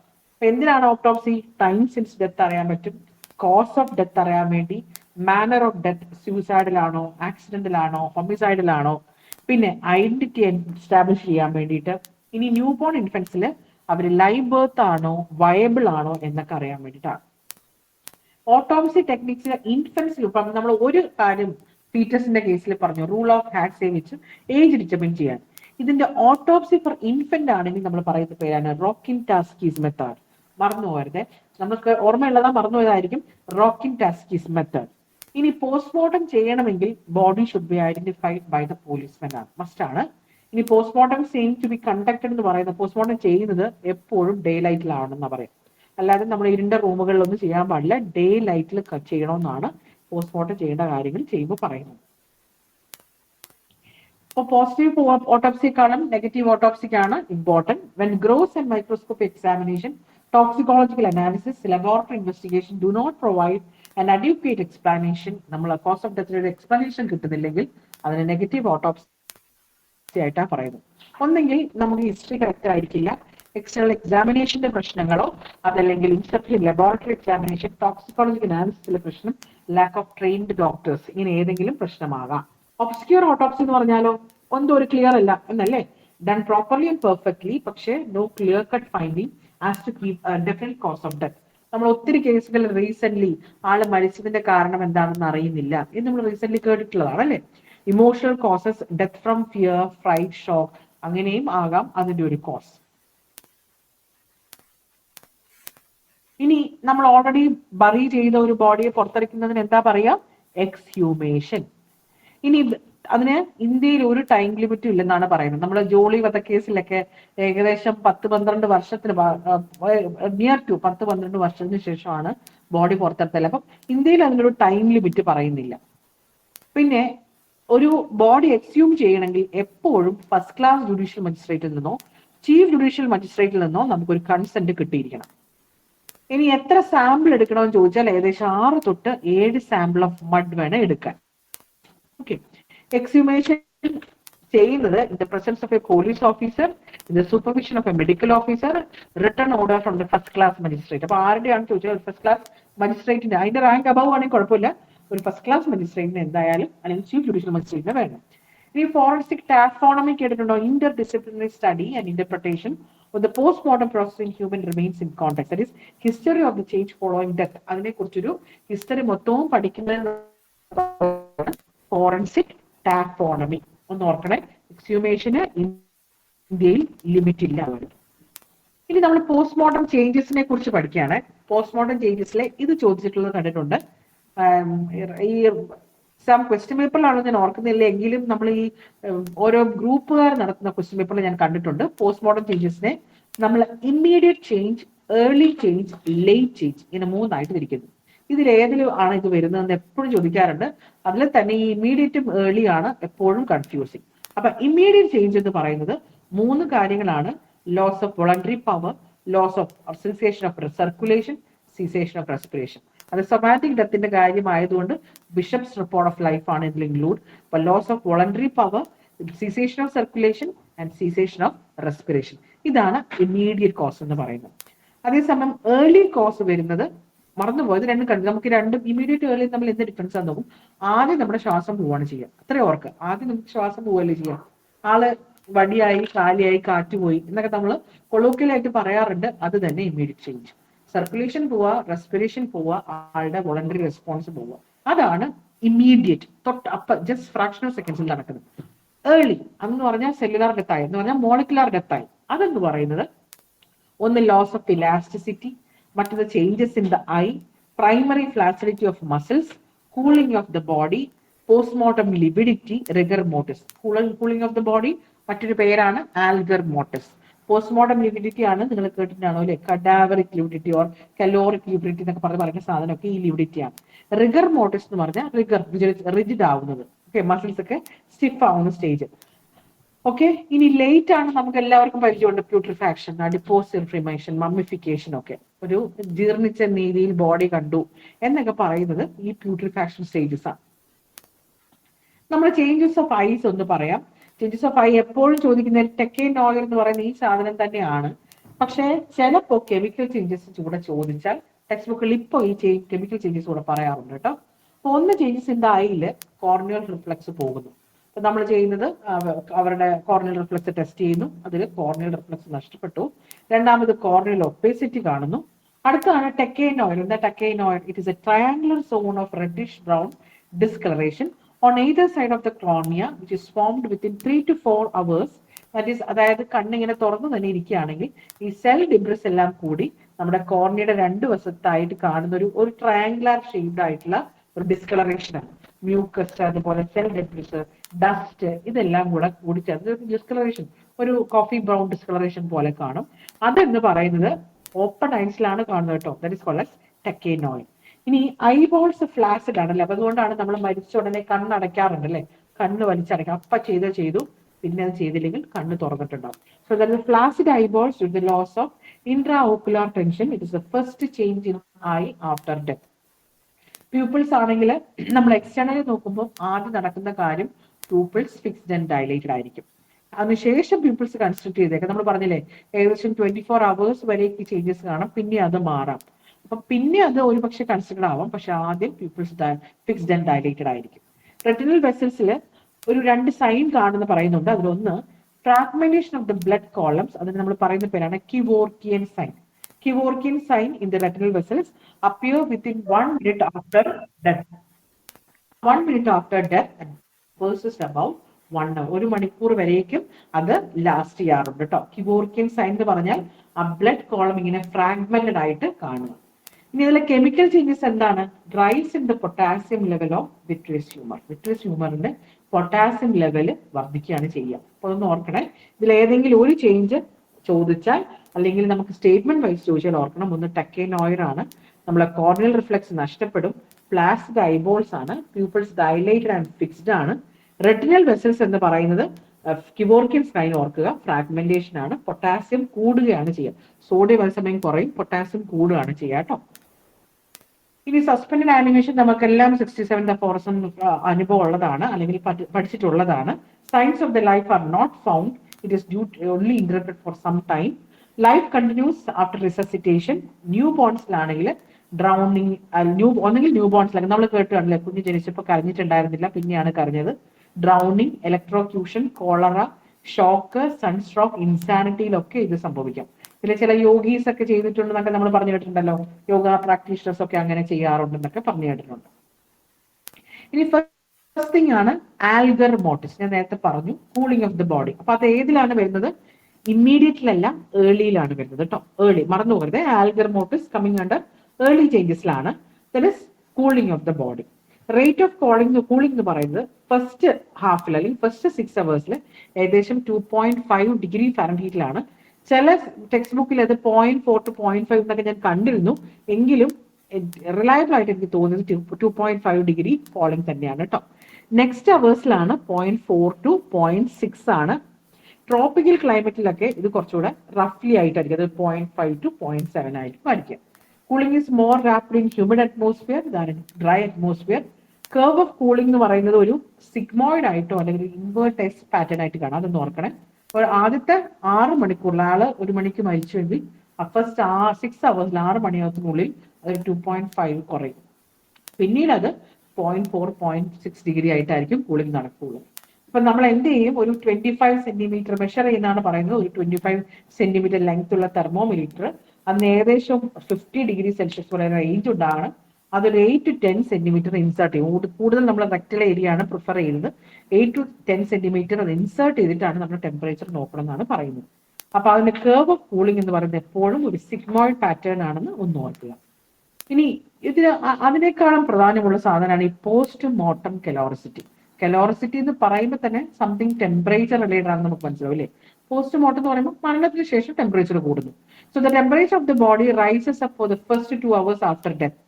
ഇത് നമ്മൾ എക്സ്പെക്ട് ചെയ്യുന്ന ഒരു ബോഡി തണുത്തു പോകുന്നുള്ളതാണ്. പക്ഷെ ഇത് തണുക്കുന്നില്ല, പകരം ടെമ്പറേച്ചർ 2 മണിക്കൂർ കൂടുന്നു. അത് ഒന്ന് സൺസ്ട്രോക്ക് ആണ്, അതുപോലെ septicaemia, tetanus, strychnine poisoning, carbon monoxide poisoning, thyrotoxicosis, അതുപോലെ മറ്റൊന്ന് പോണ്ടൈൻ ഹെമറേജ് ആണ്. പോണ്ടൈൻ ഹെമറേജിന്റെ 2 ഇമ്പോർട്ടന്റ് ആണ്. ഒന്ന് പോസ്റ്റ്മോർട്ടം കലോറിസിറ്റി, മറ്റൊന്ന് പിൻ പോയിന്റ് പ്യൂപ്പിൾ. നമ്മൾ ടോക്സിക്കോളജി പഠിക്കുമ്പോൾ പഠിക്കും. പോണ്ടൈൻ ഹെമറേജ് ഉണ്ടെങ്കിൽ ഒന്ന് പിൻ പോയിന്റ് പ്യൂപ്പിൾ ആണ്, മറ്റൊന്ന് ഈ പോസ്റ്റ്മോർട്ടം കലോറിസിറ്റി ആണ്. ഇനി ആൽഗർ മോർട്ടിസ് ആണെങ്കിലോ എന്തിനാണ് നമുക്ക് സഹായിക്കുന്നത്? ഇപ്പൊ ഒരു ബോഡി തണുത്ത് കിടക്കുകയാണെങ്കിൽ ഇത്ര മണിക്കൂറായി എന്ന് ആളുകൾ മരിച്ചു എന്ന് മനസ്സിലാക്കാൻ പറ്റും. അതേപോലെ മനസ്സിലാക്കാൻ പറ്റുന്ന ഒരു കാര്യമാണ് റെക്ടൽ ടെമ്പറേച്ചർ എത്ര ഡിഗ്രിയാണ് ആളുടെ ബോഡി ഹീറ്റ് ഏകദേശം കുറഞ്ഞെങ്കിൽ നമുക്ക് പറയാം 6 മണിക്കൂറായി അല്ലെങ്കിൽ ഇത്ര മണിക്കൂറായി എന്ന് ഏകദേശം പറയാൻ പറ്റും. ഇനി പോസ്റ്റ്മോർട്ടം ഹൈപ്പോസ്റ്റാസിസ്, ഈ ആൽഗർ മോർട്ടിസിനേക്കാൾ കൂടുതൽ പ്രിഫറൻസ് അല്ലെങ്കിൽ ഇമ്പോർട്ടൻസ് ഉള്ള സാധനമാണ് ഈ പോസ്റ്റ്മോർട്ടം ലിവിഡിറ്റി എന്ന് പറയുന്ന സാധനം. അതിന് പല പേരുണ്ട്. പോസ്റ്റ്മോർട്ടം ഹൈപ്പോസ്റ്റാസിസ്, ഹൈപ്പോ ഒരിടത്ത് ബ്ലഡ് കെട്ടിക്കിടക്കുന്ന പോലെ ഹൈപ്പോസ്റ്റാസിസ്.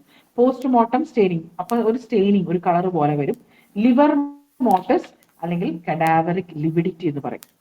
അത് പല കളറിൽ വരാം, എങ്കിലും കോമൺ കളർ എന്ന് പറയുന്നത് bluish purple or purplish red discolouration ആണ്, which appear under the skin of the different parts of the body after death. ഒരു ബോഡി ഫ്ലാറ്റ് ആയിട്ട് കിടക്കുകയാണെങ്കിൽ അതിന്റെ പുറകുവശത്തായിരിക്കും കാണാം. ബോഡി പ്രൊട്യൂബറൻസിലല്ല, നമ്മുടെ മസിൽ മാസ് ഒക്കെ ഉള്ള ഏരിയയിലാണ് അത് കാണുന്നത്. ബോഡി പ്രൊട്യൂബറൻസിൽ അത് ഉണ്ടാവില്ല, പകരം മസിൽ മാസ് ഉള്ള സ്ഥലത്തായിരിക്കും ഈ ഒരു നീലിച്ച കളറായിട്ട് കാണുക. And it is due to capillovenous distension ആണ്, സ്റ്റോപ്പേജ് ഓഫ് സർക്കുലേഷൻ കൊണ്ടുവരുന്നു. ഇനി ഇതിന്റെ കളർ കൂടുന്നത് എങ്ങനെയെന്ന് വെച്ചാലോ, റെഡ്യൂസ്ഡ് ഹീമോഗ്ലോബിന്റെ എമൗണ്ട് കൂടുന്നതിനനുസരിച്ച് ഇതിന്റെ കളർ കൂടും. ഏകദേശം ഇത് ചോദിക്കാറുള്ളതാണ് കേട്ടോ. പോസ്റ്റ്മോർട്ടം ലിവിഡിറ്റി 4 hours കഴിയുമ്പോൾ അത് ഏകദേശം വെൽ ഡെവലപ്ഡ് ആവും. അതിന്റെ മാക്സിമം ആവുന്നത് 6 to 12 hours അത് നമ്മൾ ഏകദേശം ഈ 4 hours കഴിയുമ്പോഴത്തേക്ക് തന്നെ നമ്മൾ അതിനെ പ്രൈമറി ലിവിഡിറ്റി എന്ന് പറയാറുണ്ട്. ഇനി അത് മാർക്ഡ് ആയിട്ട് കാണുകയാണെങ്കിൽ ആസ്ഫിക്സി ആയിട്ടും, അത് ലെസ് മാർക്ഡ് ആയിട്ട് കാണുകയാണെങ്കിൽ ഒന്നുകിൽ വേസ്റ്റിംഗ് ഡിസീസ് ആവാം, ഹെമറേജ് ആവാം, അനീമിയ ആവാം. ഇപ്പൊ പോസ്റ്റ്മോർട്ടം ലിവിഡിറ്റി എന്ന് പറഞ്ഞാൽ ഡിപ്പെൻഡന്റ് പാർട്സിലാണ് കേട്ടോ. അപ്പൊ ഒരു ബോഡി ബാക്കിൽ നമ്മുടെ സുപ്പൈൻ പൊസിഷനിലാണ് കിടക്കുന്നതെങ്കിൽ ആളുടെ പുറകുവശത്തായിട്ട് കാണും. പ്രോൺ പൊസിഷനാണ്, ഒരു ബോഡി ഇങ്ങനെ കമഴ്ന്ന് കിടക്കുന്ന രീതിയിലാണെങ്കിൽ അയാളുടെ ചെസ്റ്റ് ഏരിയാസിൽ കാണും. പിന്നെ ആള് ഏറ്റവും ഡിപ്പെൻഡന്റ് പാർട്സിൽ കാണണമെന്നാണ് നിർബന്ധം. ഇപ്പൊ നമ്മൾ ഒരു തൂങ്ങി മരിക്കുന്ന രീതിയിൽ ആളാണ് കാണുന്നെങ്കിൽ ആളുടെ ഈ ഡിസ്കളറേഷൻ കാണുന്ന ഏകദേശം കാലിന്റെയും കൈയിന്റെ ഒക്കെ ഭാഗത്തായിരിക്കും.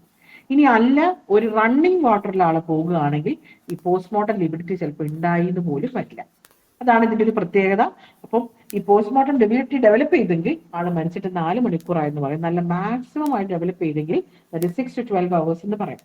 ഇനി നമ്മളെ കേസസിൽ ഡെത്തിന് മുൻപേ ഈ ഒരു ഡിസ്കളറേഷൻ കാണുകയാണെങ്കിൽ അത് കോളറയിലാണ് കാണുന്നത്. Location of the lividity indicate the position of the body during postmortem interval. ഈ പോസ്റ്റ്മോർട്ടം ഇന്റർവെലിനകത്ത് ഈ ബോഡി കിടന്ന ലൊക്കേഷൻ അറിയാനാണ് നമ്മളെ കൂടുതൽ സഹായിക്കുക. ഒരു മറ്റൊരു സ്ഥലത്തേക്ക് ബോഡി ഷിഫ്റ്റ് ചെയ്താലും ഈ നിറവ്യത്യാസം കിടക്കുന്നതുകൊണ്ട് ഇങ്ങനെ രീതിയിലാണ് കിടന്ന് ഇങ്ങനെ ഷിഫ്റ്റ് ചെയ്താന്നൊക്കെ ചിലപ്പോൾ കുറച്ച് കഴിയുമ്പോൾ മാഞ്ഞു പോകും, എങ്കിലും ചിലപ്പോൾ നമുക്ക് മൈൻഡ് ഒരു കൺഫർമേറ്റീവ് ടെസ്റ്റ് അല്ല എങ്കിലും മനസ്സിലാവും. Dull red patches of about 1 to 2 centimeter appear in 20 to 30 minutes to 2 hours and confluent in 4 hours എന്നാണ് പറയുക. ഇനി ബ്ലഡ് ക്ലോട്ട് ചെയ്യുന്നത് ഏകദേശം ½ an hour ആഫ്റ്റർ ഡെത്ത് ആണ് ചോദിക്കുന്നത്. ഈ പോസ്റ്റ്മോർട്ടം സ്റ്റെയിനിങ്ങിന് വരുന്ന അപ്പിയർ ചെയ്യുന്ന 4 hours ആണ് നമ്മൾ പറഞ്ഞു. 6 to 12 hours മാക്സിമം എന്ന് പറഞ്ഞു. എന്നാൽ ഫിക്സ് ആവുന്നത് 5 to 6 hours കേട്ടോ. It get fixed after 5 to 6 hours. ഇനി നമുക്കിതൊരു പോസ്റ്റ്മോർട്ടം ആണോ, ഒരു കൺഫ്യൂഷൻ ആണ്, ചതഞ്ഞതാണോ, അല്ല ഇതൊരു പോസ്റ്റ്മോർട്ടം സ്റ്റെയിനിങ് ആണോ എന്ന് അറിയാൻ വേണ്ടി നമ്മൾ ഡിഫറൻഷിയേറ്റ് ചെയ്യാൻ വേണ്ടി ഉപയോഗിക്കുന്ന ടെസ്റ്റ് ആണ് ഇൻസിഷൻ ടെസ്റ്റ് എന്ന് പറയും. ഇൻസിഷൻ ടെസ്റ്റ് ഒരു കത്തിയിട്ട് വരഞ്ഞ പോലെ കാണിക്കുന്നതാണ്. ഇപ്പൊ കൺഫ്യൂഷൻ പോലെയൊക്കെ ആണെങ്കിൽ അവിടെ ബ്ലഡ് ക്ലോട്ട് ചെയ്ത പോലെ കണ്ട് അങ്ങനെ പുറത്തു പോകും, മറ്റേതാണെങ്കിൽ അങ്ങനെ കാണത്തില്ല. അതിൽ കുറച്ച് ഡിഫറൻസുകളുണ്ട്. ഒന്ന് കാർബൺ മോണോക്സൈഡ് പോയിസണിംഗ് ആണെങ്കിൽ ഈ പർപ്പിളിഷ് ബ്ലൂ അല്ല കാണുന്നത്, ചെറിയ റെഡ് ആണ്. അപ്പം CC കാർബൺ മോണോക്സൈഡ് ചെറിയ റെഡ്. ഹൈഡ്രോസയനിക് ആസിഡ് ആണെങ്കിലോ നല്ല ബ്രൈറ്റ് റെഡ് ആയിരിക്കും. നൈട്രേറ്റ് പോയിസൺ ആണെങ്കിൽ നൈട്രേറ്റ് ബ്രൗൺ ആണ്. ഓക്കെ, ബ്രൗൺ, റെഡ് ബ്രൗൺ അല്ലെങ്കിൽ ബ്രൗൺ ചോക്ലേറ്റ് ബ്രൗൺ എന്നൊക്കെ പറയും. ഫോസ്ഫറസ് ആണെങ്കിൽ ഡാർക്ക് ബ്രൗൺ ആണ്. അനിലിൻ ആണെങ്കിൽ ഡീപ് ബ്ലൂ, ആസ്ഫിക്സിയ ആണെങ്കിൽ ബ്ലൂവിഷ് വയലറ്റ് എന്നാണ് പറയുന്നത്. അപ്പൊ ആസ്ഫിക്സിയ നമ്മുടെ ഒരു സൈനോസ്റ്റ് കളർ പോലെ ഉജാലമുഖ്യ കളർ. അപ്പൊ ബ്ലൂവിഷ് വയലറ്റ്. അനിലിൻ ആണെങ്കിൽ ഡീപ് ബ്ലൂ, ഫോസ്ഫറസ് ആണെങ്കിൽ ഡാർക്ക് ബ്രൗൺ. നൈട്രേറ്റും ബ്രൗൺ തന്നെ, പക്ഷെ റെഡ് ബ്രൗൺ ചോക്ലേറ്റ് ബ്രൗൺ ആവാം. ഹൈഡ്രോസയനിക് ആസിഡ് റെഡ്. രണ്ടാൾക്കാർക്ക് റെഡ് നമ്മൾ പറഞ്ഞു, ഒന്ന് കാർബൺ മോണോക്സൈഡിലാണ്, അത് ചെറിയ റെഡ് ആണ്. ഹൈഡ്രോസയനിക് ആസിഡിൽ ബ്രൈറ്റ് റെഡ്. രണ്ടാൾക്കാർക്കാണ് നമ്മൾ ബ്രൗൺ പറഞ്ഞത്, ഒന്ന് നൈട്രേറ്റിലും ഫോസ്ഫറസിലും. നൈട്രേറ്റിലാണെങ്കിൽ റെഡ് ബ്രൗൺ, ഫോസ്ഫറസിലാണെങ്കിൽ ഡാർക്ക് ബ്രൗൺ.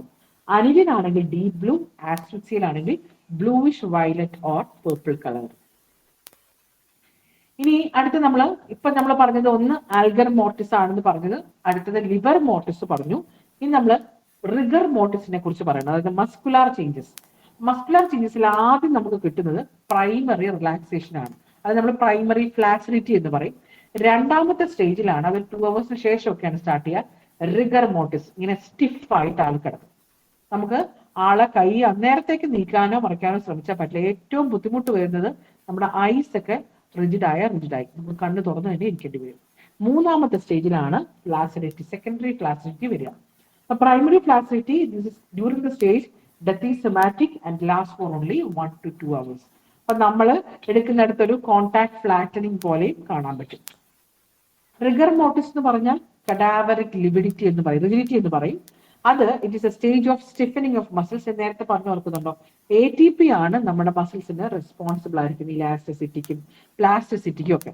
അപ്പൊ ഈ ATP പിന്നെ മസിൽസുമായിട്ട് ആക്റ്റിൻ മയോസിൻ ഫിലമെന്റുമായിട്ട് കുറച്ചു നേരം കൂടി ആക്ഷൻ നടക്കുന്നതുകൊണ്ടാണ് ആദ്യത്തെ 2 hours കുറച്ചൊക്കെ നമുക്ക് കൈയും കാലൊക്കെ അനക്കാൻ പറ്റുന്നത്. കുറച്ച് കഴിയുമ്പോൾ ATP ഇല്ലാത്തത് കാരണം ഈ മസിൽ മാസ് ചെന്നിട്ട് സ്റ്റിഫായി. ATPയുടെ ഈ മയോസിൻ ആക്റ്റിൻ ഫിലമെന്റിലേക്ക് ATP ഇല്ലാത്തതുകൊണ്ട് അത് സ്റ്റിഫായിട്ട് അവിടെ തന്നെ കിടക്കും. അതെല്ലാ മസിൽസിനെയും ബാധിക്കുകയും ചെയ്യും. ATP റെഡ്യൂസ് ചെയ്യുമ്പോൾ to a critical level the overlapping portion of actin myosin combine to form rigid actomyosin. അതിന്റെ ഓർഡർ ഓഫ് അപ്പിയറൻസ് എന്ന് പറഞ്ഞാൽ ബോത്ത് വോളണ്ടറിയും ഇൻവോളണ്ടറി മസിൽസും അഫക്റ്റഡ് ആണ്. എല്ലാ മസിൽസിലും ആദ്യമേ സ്റ്റാർട്ട് ചെയ്യില്ല എന്നതിനെ ഉള്ളിച്ചപേക്ഷിച്ച ഒരു റൂളാണ് നിസ്റ്റൻസ് റൂൾ എന്ന് പറയുന്നത്. അപ്പൊ നമ്മുടെ ഡെത്തിന്റെ കാര്യമാണ് പറഞ്ഞത്. താനറ്റോളജി എന്ന് പറയുന്നു സൊമാറ്റിക് ഡെത്തും ഉണ്ട്, മോളിക്കുലാർ ഡെത്തും ഉണ്ട്. സൊമാറ്റിക് ഡെത്ത് എന്ന് പറഞ്ഞാൽ ബിഷപ്പ് റിപ്പോർട്ട്സ് ഓഫ് ലൈഫ് ആണ്. മറ്റേ മോളിക്കുലാർ ഡെത്ത് എന്ന് പറഞ്ഞാൽ ഓരോ മോളിക്കുലായിട്ട് മരിച്ചുകൊണ്ടിരിക്കുന്നത് അല്ലെ. അതിനകത്ത് നമ്മൾ വീണ്ടും ഡെത്തിനെ ക്ലാസിഫൈ ചെയ്താണ് ഏർലി, ഇമ്മീഡിയറ്റ് ആൻഡ് ലേറ്റ്. ഏർലിക്കകത്ത് വിടുന്നതാണ് ഈ റെസ്പിറേഷന്റെ കഥയും അതുപോലെ നമ്മുടെ സർക്കുലേഷന്റെ കാര്യവും മസ്കുലർ റെസ്പോൺസിന്റെ കാര്യം, അല്ലെങ്കിൽ വോളണ്ടറി പവറിന്റെ കാര്യം. ലേറ്റ് ഇമ്മീഡിയറ്റിലാണ് നമ്മൾ പറയുന്ന ആൽഗർ മോർട്ടിസ്, ലിവർ മോർട്ടിസ്, അതുപോലെ പോസ്റ്റ്മോർട്ടം കലോറസിന്റെ കാര്യങ്ങളും ഇതെല്ലാം വരുന്നത്. Even the changes of the I വരുന്നതും നമ്മുടെ പിന്നെ ഏർലിയിലാണ് വരുന്നത്. അപ്പൊ അതിൽ നമ്മൾ ഐ ചേഞ്ചസ് പറഞ്ഞു, ടക്കേൻ നോയർ എന്നും അതുപോലെ നമ്മുടെ കവോർക്കിൻ സൈൻ എന്നും പൊട്ടാസ്യം ലെവലിന്റെ പ്രശ്നം എന്താണെന്നും ഈ കാര്യങ്ങളൊക്കെ നമ്മൾ പറഞ്ഞു. അതുപോലെ പ്യൂപ്പിൾസ് ഡയലേറ്റഡ് ആൻഡ് ഫിക്സ്ഡ് ആണെന്ന് പറഞ്ഞു. ഇനി അതില് അടുത്ത് നമ്മൾ പറഞ്ഞതാണ് പോസ്റ്റ്മോർട്ടം കലോറിസിറ്റി വരുന്നത്. ആൽഗർ മോർട്ടിസ് പറഞ്ഞു, പോസ്റ്റ്മോർട്ടം കലോറിസിറ്റി നമ്മൾ പറഞ്ഞു. അടുത്ത് നമ്മൾ പറഞ്ഞത് പോസ്റ്റ്മോർട്ടം സ്റ്റെയിനിങ്ങിന്റെ കാര്യം. പോസ്റ്റ്മോർട്ടം സ്റ്റെയിനിങ് അല്ലെങ്കിൽ ലിവിഡിറ്റി എന്ന് പറയുന്നത് ഏകദേശം 4 hours വരുന്നത്, ഫിക്സഡ് ആവുന്നത് 5 to 6 hours അതിൽ ഓരോന്നിന്റെയും എക്സാമ്പിൾസ് പറഞ്ഞു. അടുത്തതാണ് റിഗർ മോർട്ടിസ്.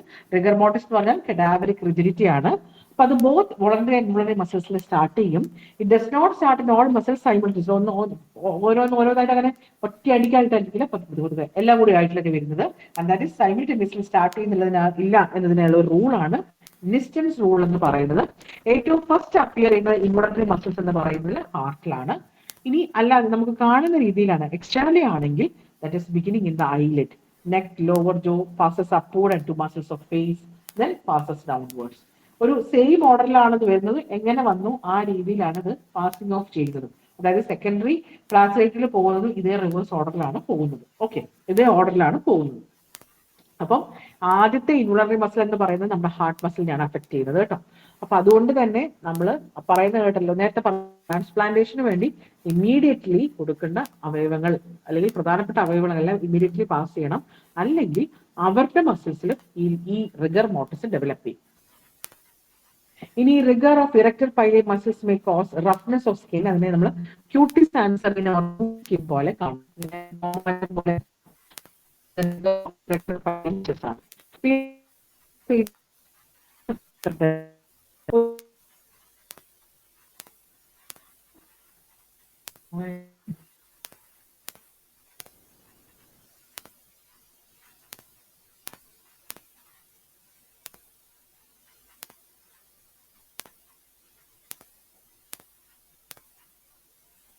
അതിന്റെ ബാക്കി കാര്യങ്ങളൊന്നും പറഞ്ഞു തരാമേ.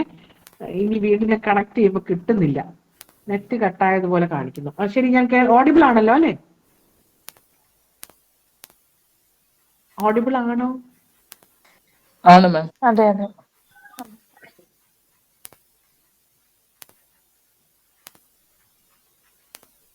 3 മിനിറ്റേ ഉള്ളൂ.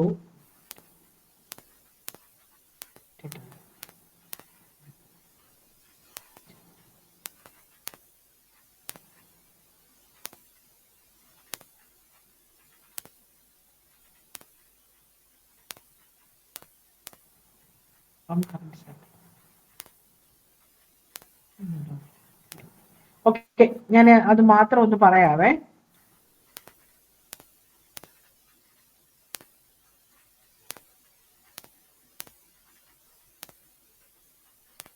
ഓക്കെ, അപ്പൊ അതിനകത്തെ പോർഷൻസ് കൂടെയുള്ള അതൊന്നും പറഞ്ഞോട്ടെ കേട്ടോ. അപ്പൊ ഈ പോസ്റ്റ്മോർട്ടം സ്റ്റേജിംഗ് ആണ് നമ്മൾ പറഞ്ഞത്, നിങ്ങൾ ഒന്ന് കേട്ടാൽ മതി. ഡ്യൂറേഷൻ എന്ന് പറയുന്നത് റിഗർ മോർട്ടിസിനെ കുറിച്ചാണ് നമ്മൾ പഠിച്ചത് കേട്ടോ. റിഗർ മോർട്ടിസ് മസിൽസ് റിജിഡ് ആവുന്ന കാര്യം 24 to 48 hours in winter, 18 to 36 hours in summer ആണ്. ഈ റിഗർ മോർട്ടിസ് ഭയങ്കര ഷോർട്ടാണ്. നമ്മൾ പറഞ്ഞു 1 to 2 hours ശേഷമേ റിഗർ മോർട്ടിസ് വരുള്ളൂ. അത്രയും പോലെ എടുക്കില്ലെങ്കിൽ അത് കട്ട് ത്രോട്ടിലോ ഫയർ ആം ഇഞ്ചുറി അല്ലെങ്കിൽ കോളറ, ടൈഫോയിഡ്, TB, ക്യാൻസറിലൊക്കെ ഈ റിഗർ മോർട്ടിസ് മുൻപേ ഡെവലപ്പ് ചെയ്യും. അപ്പൊ റിഗർ മോർട്ടിസ് എന്ന് പറഞ്ഞ കാര്യം സമയം വളരെ കുറഞ്ഞു പോകുന്നതാണെങ്കിൽ അത് കട്ട് ത്രോട്ടിൽ നിങ്ങളെ പെട്ടെന്ന് ഇങ്ങനെ കഴുത്തറുത്ത് കൊല്ലുന്നു എന്നൊക്കെ നമ്മൾ പറയത്തില്ലേ, ഫയർ ആം ഇഞ്ചുറിയിലോ കോളറയിലോ ടൈഫോയിഡിലൊക്കെ ആയിരിക്കും. നമ്മൾ ഉദ്ദേശിക്കുന്നതിനേക്കാൾ റിഗർ മോർട്ടിസ് ലോങ്